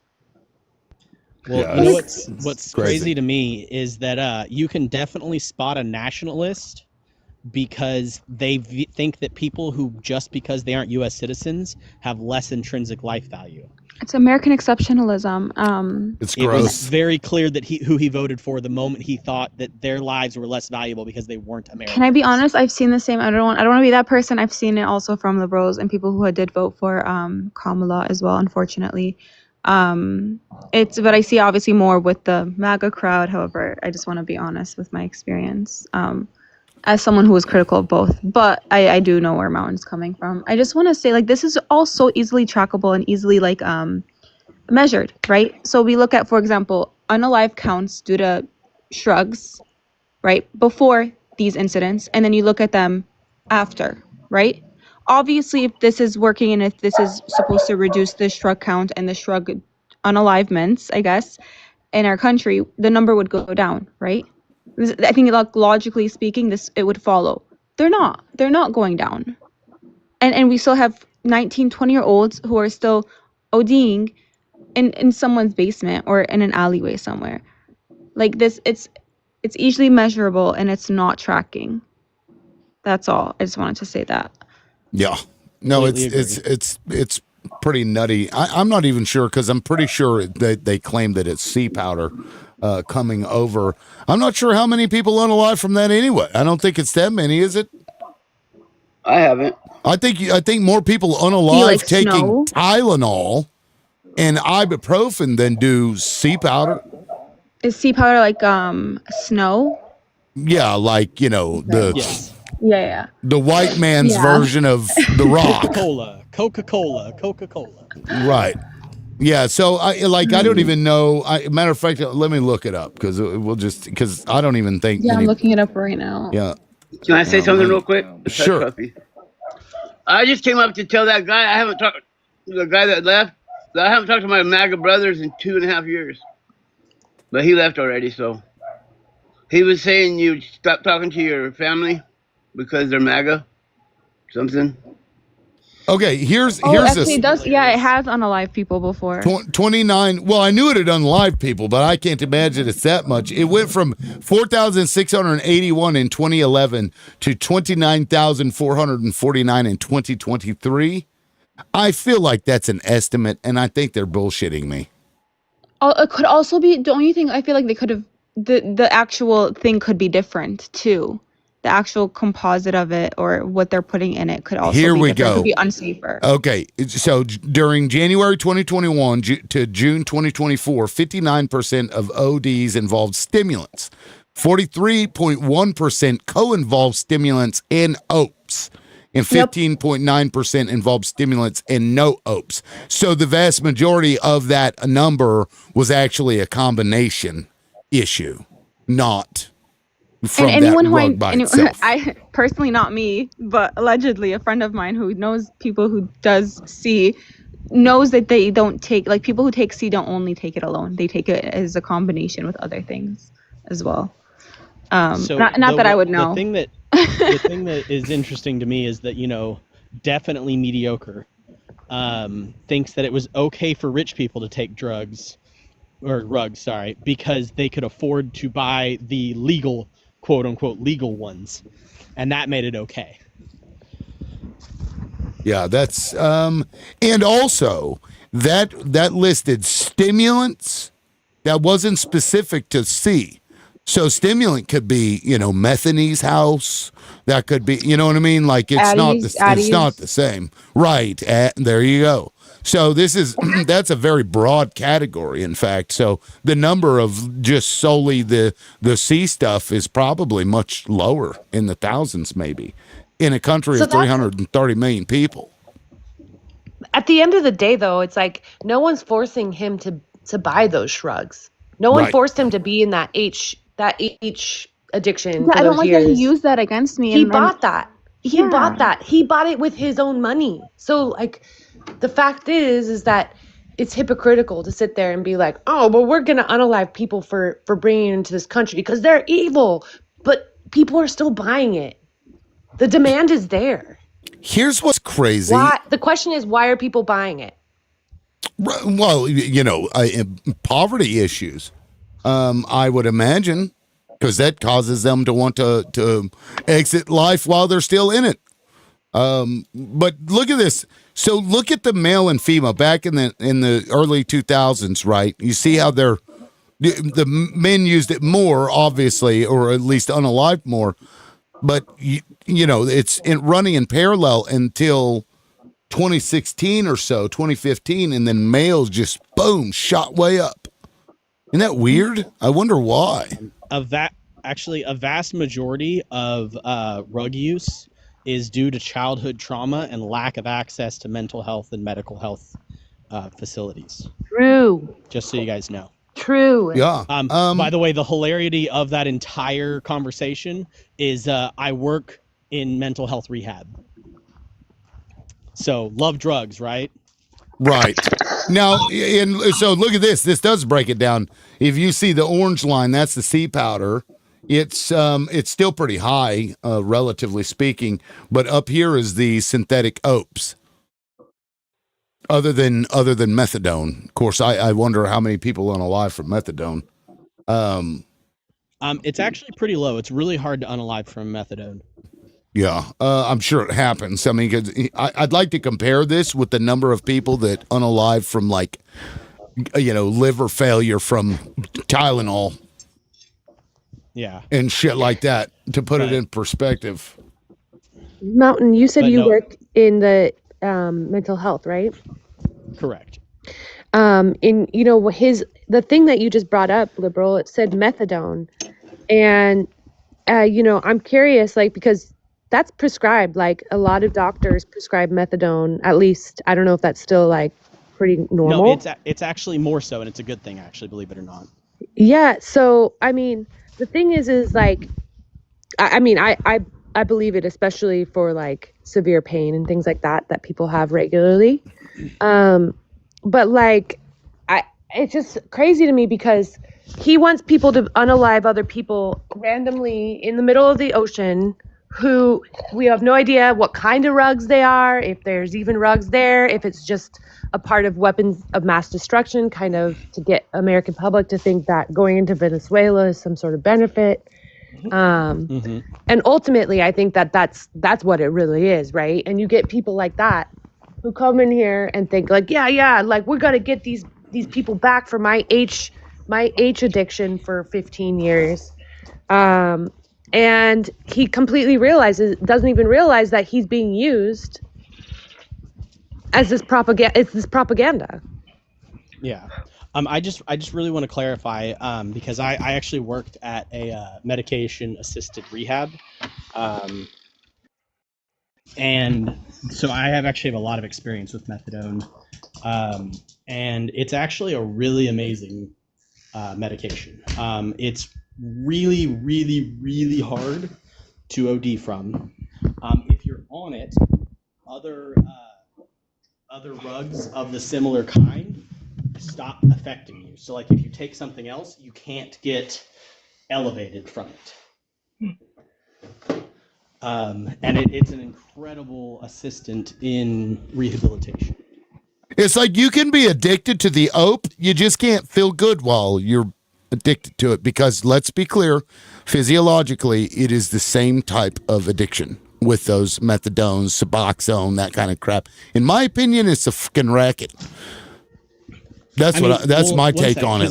Because it's not only is that the half-life is much longer with those, which makes the withdrawal even worse when you try to get off that. Instead of 3 to 5 days, the worst parts, this shit will last for a month getting off of it. And if it's being used on the street, I don't disagree. But medical use is actually incredible because the long half-life actually prevents my brain's glitching for a second, so sorry.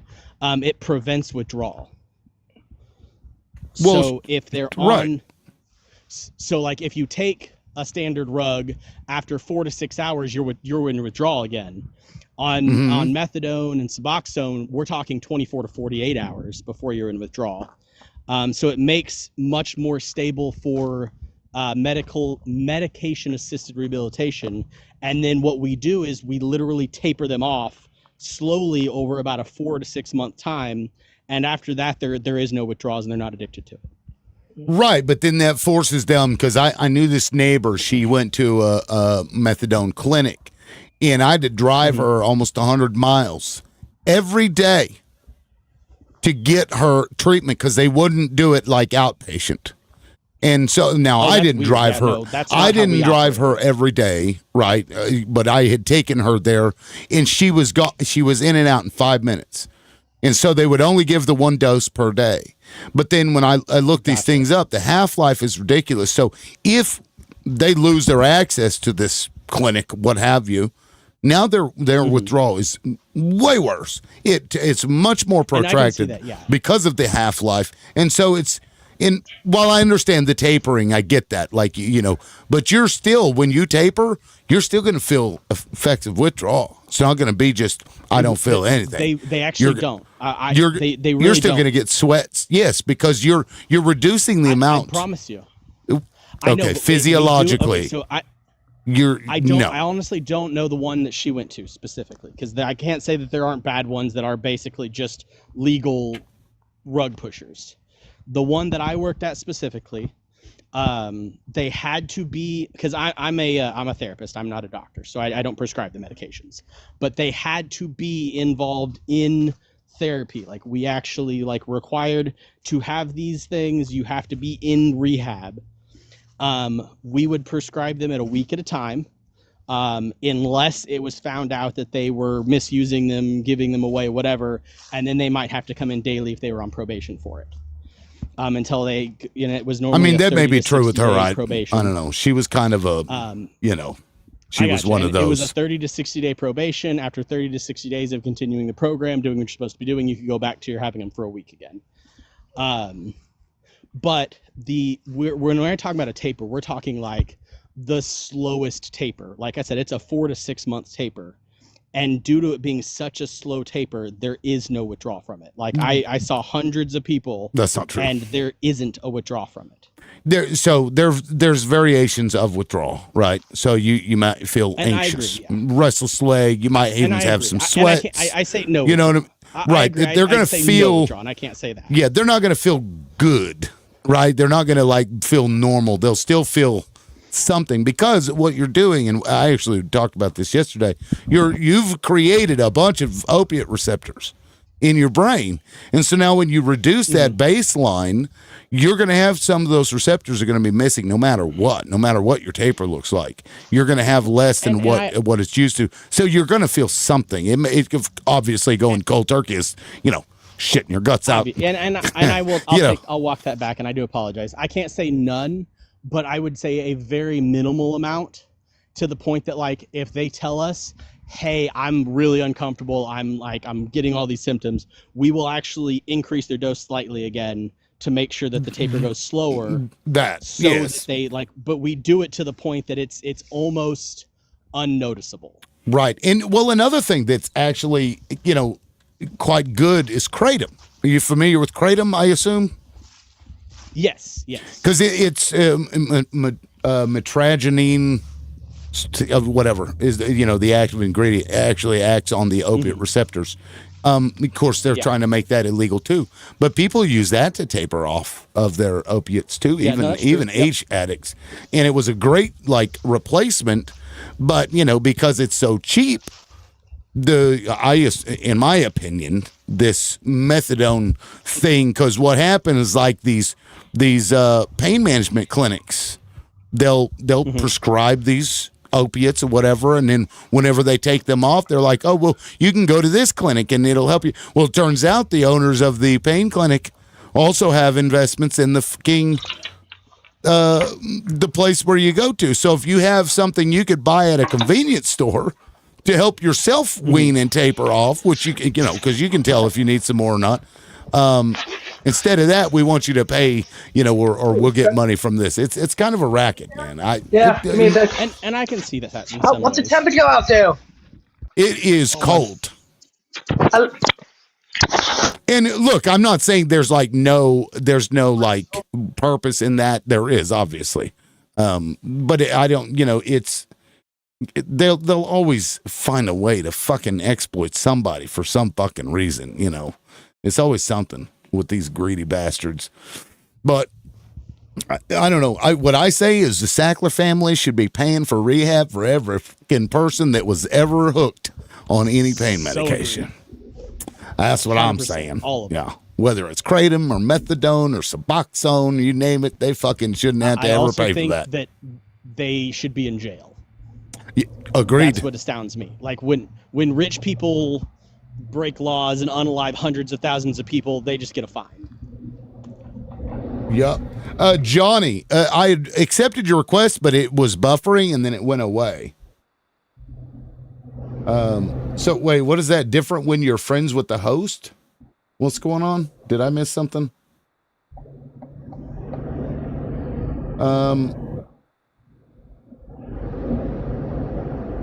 I have friends on it. What do you mean by drop manners? Thinks you're favoring people. Is that what he's saying? Maybe it says I didn't come in saying anything disrespectful. I came with manners, asking to join. I'm going up in the comments. They use beaches. Imdilma's bad. I don't know. Okay, so I didn't drop Johnny. I don't remember dropping Johnny. So I don't know if there's a problem there. I don't know. I don't care. Apologies if I offended somebody. Johnny, I'm just trying to figure out what's going on. I did accept your... Here he comes. Maybe he can tell me because I'm confused at this point. And welcome in, Olive. How are you? Good to see you. Johnny. Yeah, Johnny, what happened? What's going on? Well, I don't know. I just said, hey, let me up.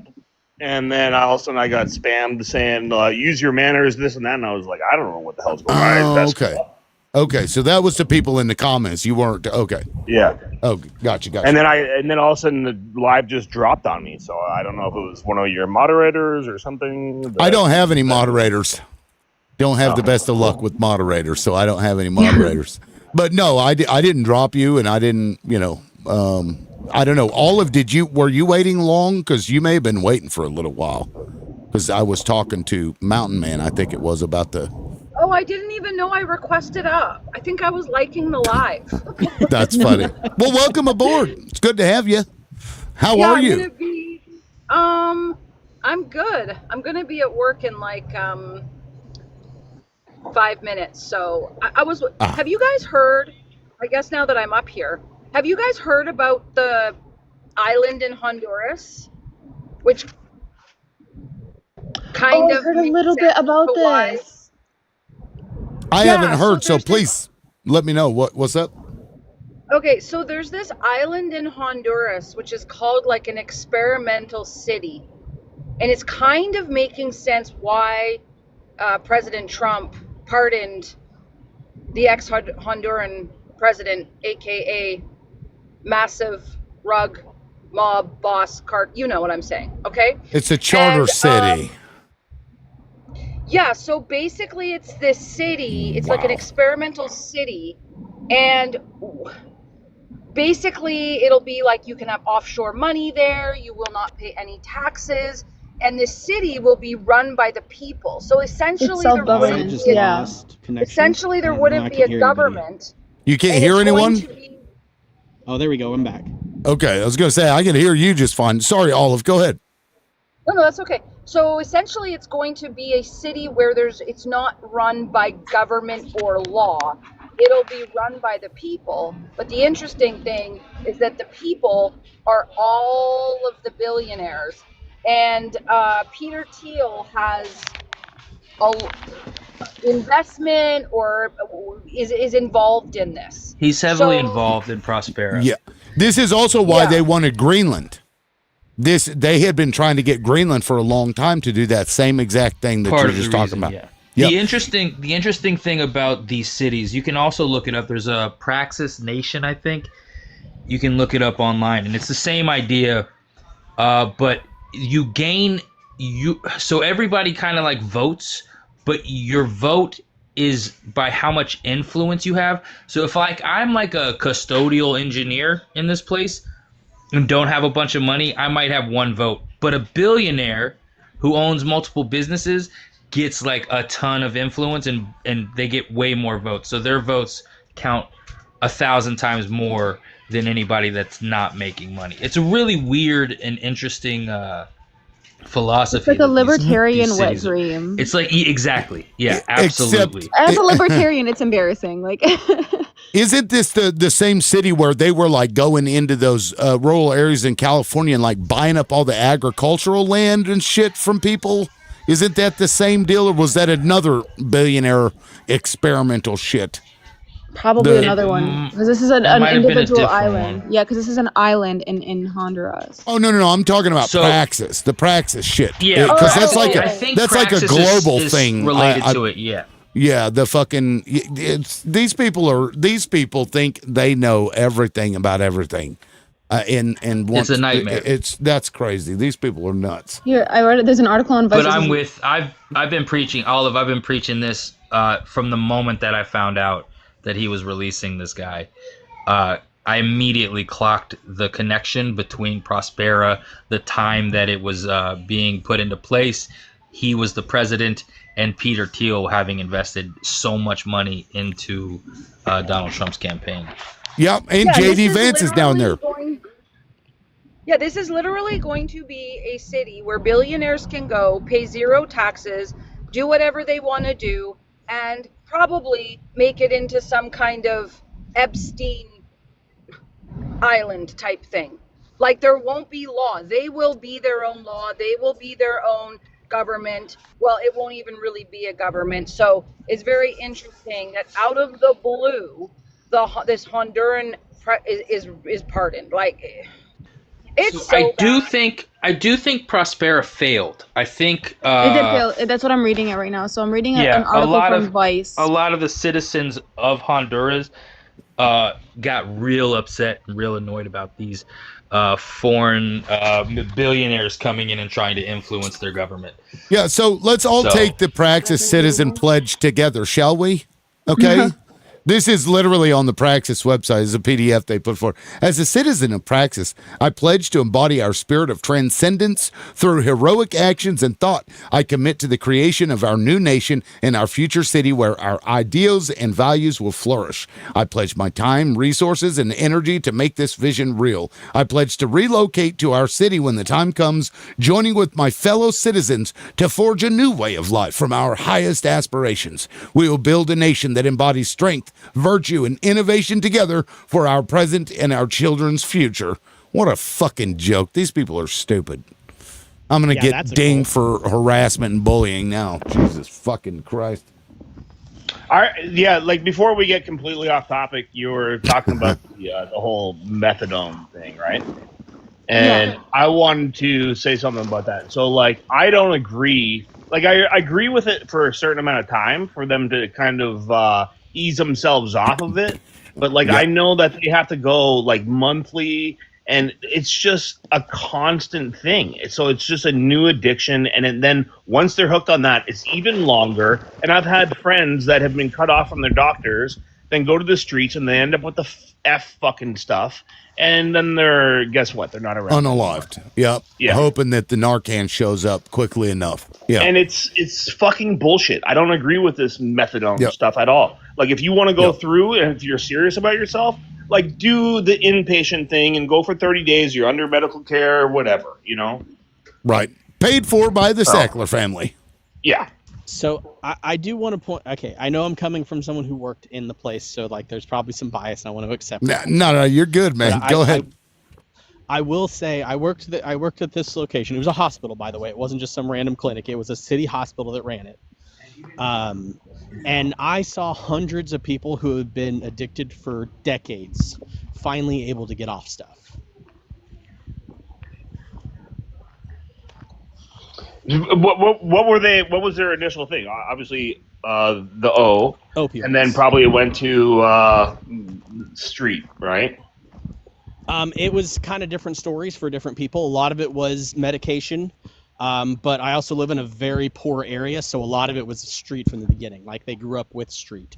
Like they started using at like 12 to 14 and just never stopped. Yeah. So, like, my question is though, like, you know, there is funding for that for the people that like recognize for themselves. Like, there's people that like are like, no, I don't care what happens to me. I'm just gonna roll with it. There's other people that get like, you know, like if you have a major surgery and you get put on like Vicodin or what Percocets or whatever, yeah.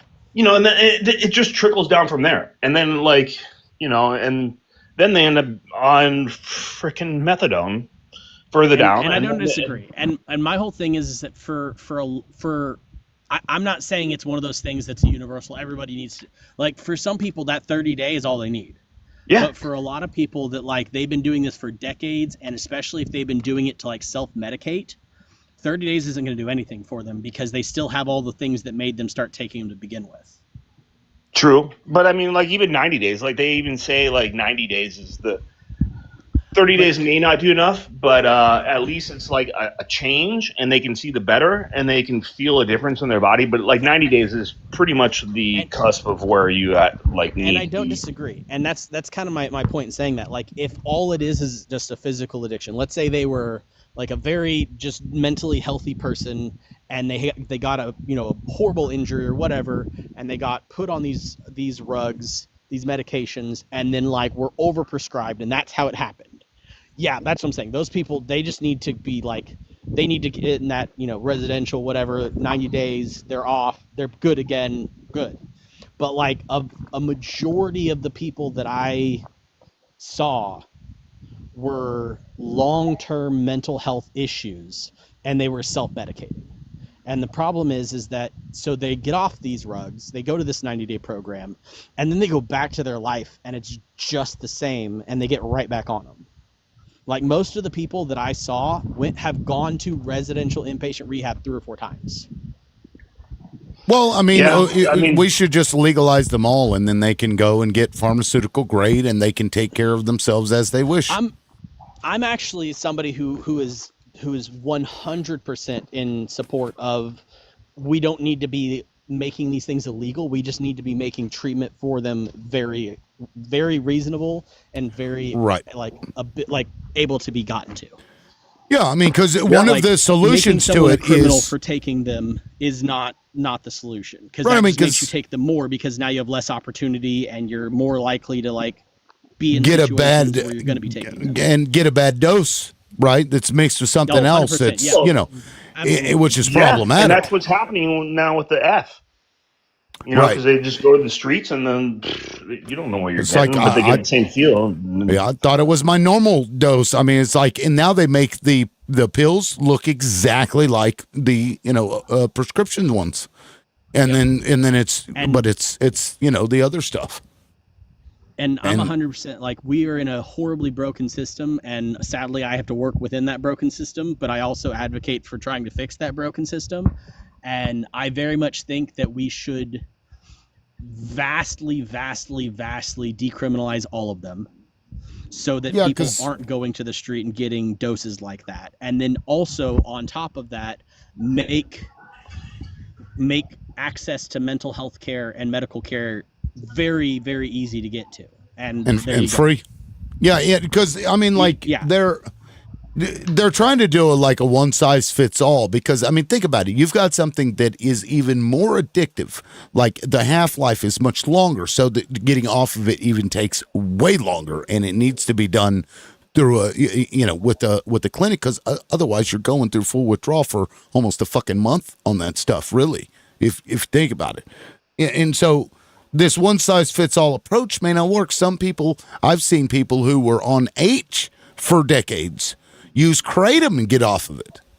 Kratom is a plant. It's dried and it's crushed up, and you make a tea out of it. I don't disagree. Yeah, right. So like, whatever. Well, even like this mushrooms, themselves. That works. That too. And so we need to get away from this. Like, you got to do it this way because this other guy's making a bunch of money off of it. If something is, self-medicating through kratom is a reduction in harm to you, then I have no fucking problem with that whatsoever, 100%. I'm 100% always for comes back harm down to reduction. money, you guys. We know And this. my It whole really thing does. is in saying all this, I'm also someone who advocates that healthcare should never be for profit. No one should be making money on people trying to be trying to get help. Yeah. Right. No. Agreed. You If disagree? it were me and I was in charge No, of he it, said I said agreed. agreed. Oh, sorry. every single aspect of healthcare would be made nonprofit and very highly regulated on salary and stuff. Like, none of this nonprofit, but the person in charge still has freaking yachts. No. Right. Now, equal vote. I don't think you've spoken yet. Do you want to weigh in on this? You get an equal vote here. Thank you. Appreciate it. Yeah. No, so can I go back to the beginning because we started on a different topic? Can we just talk about the boats for a second? Yeah, can we talk about the boats? That's fine. So the boats, those are innocent people that are being unalived. So those are war crimes that we have to address, and that Congress has to stand up, grow a set, and do something about it because, and that includes both sides of the aisle. Like, Democrats can't do this alone; it has to be Republicans to join in. And get that has to be taken care of. That's step number one. And then as it relates to the rugs discussion, and then the medical, the doctors, my concern is about, it's so expensive to become a doctor in this country. Like, they have to be compensated. Like, a doctor shouldn't be compensated the same as others. So we have to address how we compensate doctors first, but we can start talking about regulating the health industry. But the thing is it's not the doctors who are making all the money from these things. It's the corporations. Yeah, administrators and stuff. Now, into that point about doctors making, need to make all that money, they also purposely restrict the number of spots available for medical doctors, right? So there's only a certain number of spots for medical school, and they did that on purpose. And what they did was increase the value of the doctors. We should have far more doctors, but they just don't open these medical schools up the way that they should. So they need more medical schools. They need the barrier to get into the medical school to be, more easily, where you can subsidize it to some degree, I imagine, or just go to free college, in general, if that's what you want to do. Pay for it. I mean, big one too. Paying for it. Right. Well, yeah, and then also also wanna goes with if you want your MD or DO.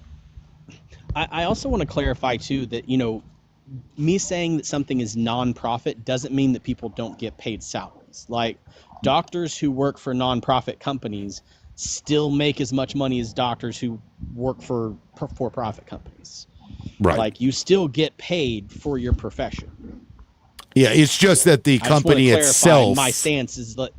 Yeah, I just want to clarify. I don't think that people shouldn't get paid for the schools and all the things they're going to. The company should be nonprofit. Yeah, I would agree. Just one more quick point on that. So I also think there's an issue around the economic impact of going that route, because you have this economy is built on all these people that are in these industries. They're in billing, for example. They're in administrative roles. You're going to have to repurpose those workers to do something different. Not necessarily. Most nonprofit companies have the same jobs. You mean to just go to another nonprofit is what you're saying?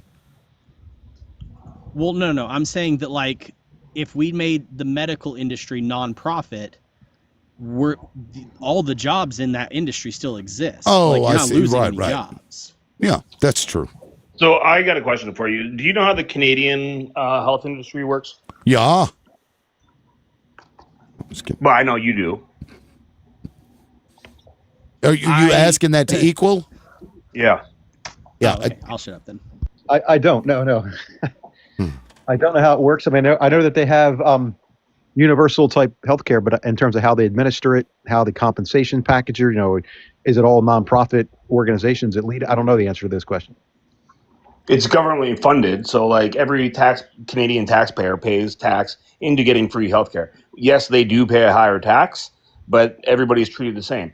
Not everybody. There are people that can have concierge doctors and pay out of pocket and like get treated right away instead of having to sit in these long lines that you hear all this like bullshit about. But for the most part, it's nonprofit. You know, it goes to the government, and then those funds that go into the government get equally funded out to the doctors. And there's not big pharma. There's not all that bullshit. Now, I believe there are companies, though, that provide the healthcare are actually, you know, companies that are there for a profit. Am I wrong there? Somebody can correct me. No, of course. Yeah, there are. I think mean, that okay. Yeah. You're not going to have a business if you're not in it to make any sort of money at all. Well, the nonprofits, because like the president of the nonprofit is going to, you know, get paid. The people under him are going to get paid. There will be some volunteer positions, but you know, you don't have to take them if you don't want them. If I'm retired and I want something to do, I'll, you know, I They're can not making go like and do billions of dollars. They're kind of like all right shared equally in some sort of stance, I guess. There's no fiduciary responsibility to anybody. You know, the goal is to provide the service. That's its goal. And it, you know, it takes it in, it puts it out. But you know, I mean, that's one solution. But we certainly need free healthcare. You know, free healthcare. Well, nothing's free. I mean, like I don't mind paying a higher tax if everybody's treated equally, but yeah, I mean, hell, Cuba could figure it out. All these other countries that Donald Trump thinks are shitholes figured it out. Yet we can't seem to figure it out, and we still pay way more for our healthcare than like any other country per capita. It's crazy. All these and as a countries percentage that of have GDP. significantly better metrics for life expectancy, health, and all the metrics that actually matter when it comes to like being a healthy person figured it out. But that's socialism. We don't like socialism. But then you look at Praxis and that pledge that I just read, run by these people who would scream socialism if they, you know, if fit their agenda. They're basically talking about like some socialist policies.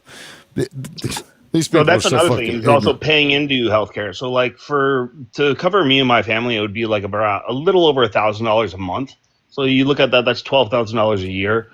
I actually have my own personal concierge doctor for the family, and I just pay out of pocket, and I can call him 24/7 anytime, and it doesn't even come close to $12,000. What happens if you have like a major issue that requires like a significant? There's a secondary insurance for that for major coverage. Well, I mean, finish your statement. Equal. What were you talking about? Major what? So one of the reasons is we all work. I say most of us, those that work for the man, we work for a company who self-insures. Like, so you're not actually, you know, who's insuring you? It's not an insurance company that's insuring you. It's your organization. The organization you work for is insuring you. So they are kind of dictating the price along those lines as well. That's why I'm asking the question about like, well, you know, I hear these horror stories about people like going bankrupt because they have cancer or because they have a major injury. That's absurdity. Like that we shouldn't be in that position. And I'm not quite sure that most of our insurance would cover those substantial events. They wouldn't because of pre-existing conditions or whatever. Exactly. Yeah, it's been a pleasure. I'm gonna drop down. Thank you, host. Thank you, Hiba. It was a lovely conversation, you guys. Have a good one. Okay. Yep, I appreciate it. And the live is over in like 40 seconds anyway, so that works itself out. Did anybody want to say one last thing before we wrap up? I'll just say goodbye to everybody, and thanks for having me up real quick. And peace and love, and have a great weekend. Yeah, thanks, Johnny. It was a pleasure. You're always welcome back. Thank you for having me up. I appreciate it. Sorry for going off on that person. No, you're good, man. No, it's all good. I normally don't give a shit, but they've been coming after my show for the last week. It's been getting ridiculous. So valid, yeah. Yeah, it's fucking crazy, man. Yeah. Well, with that, guys, I'm going to go ahead and jump off of here. I appreciate everybody. It's been a pleasure. I'll be back on Tuesday morning, 9 a.m. Central Time, so we'll see you guys then, or we won't. I guess you'll figure that out later. Peace out, guys. See ya. Thank you. Thank you.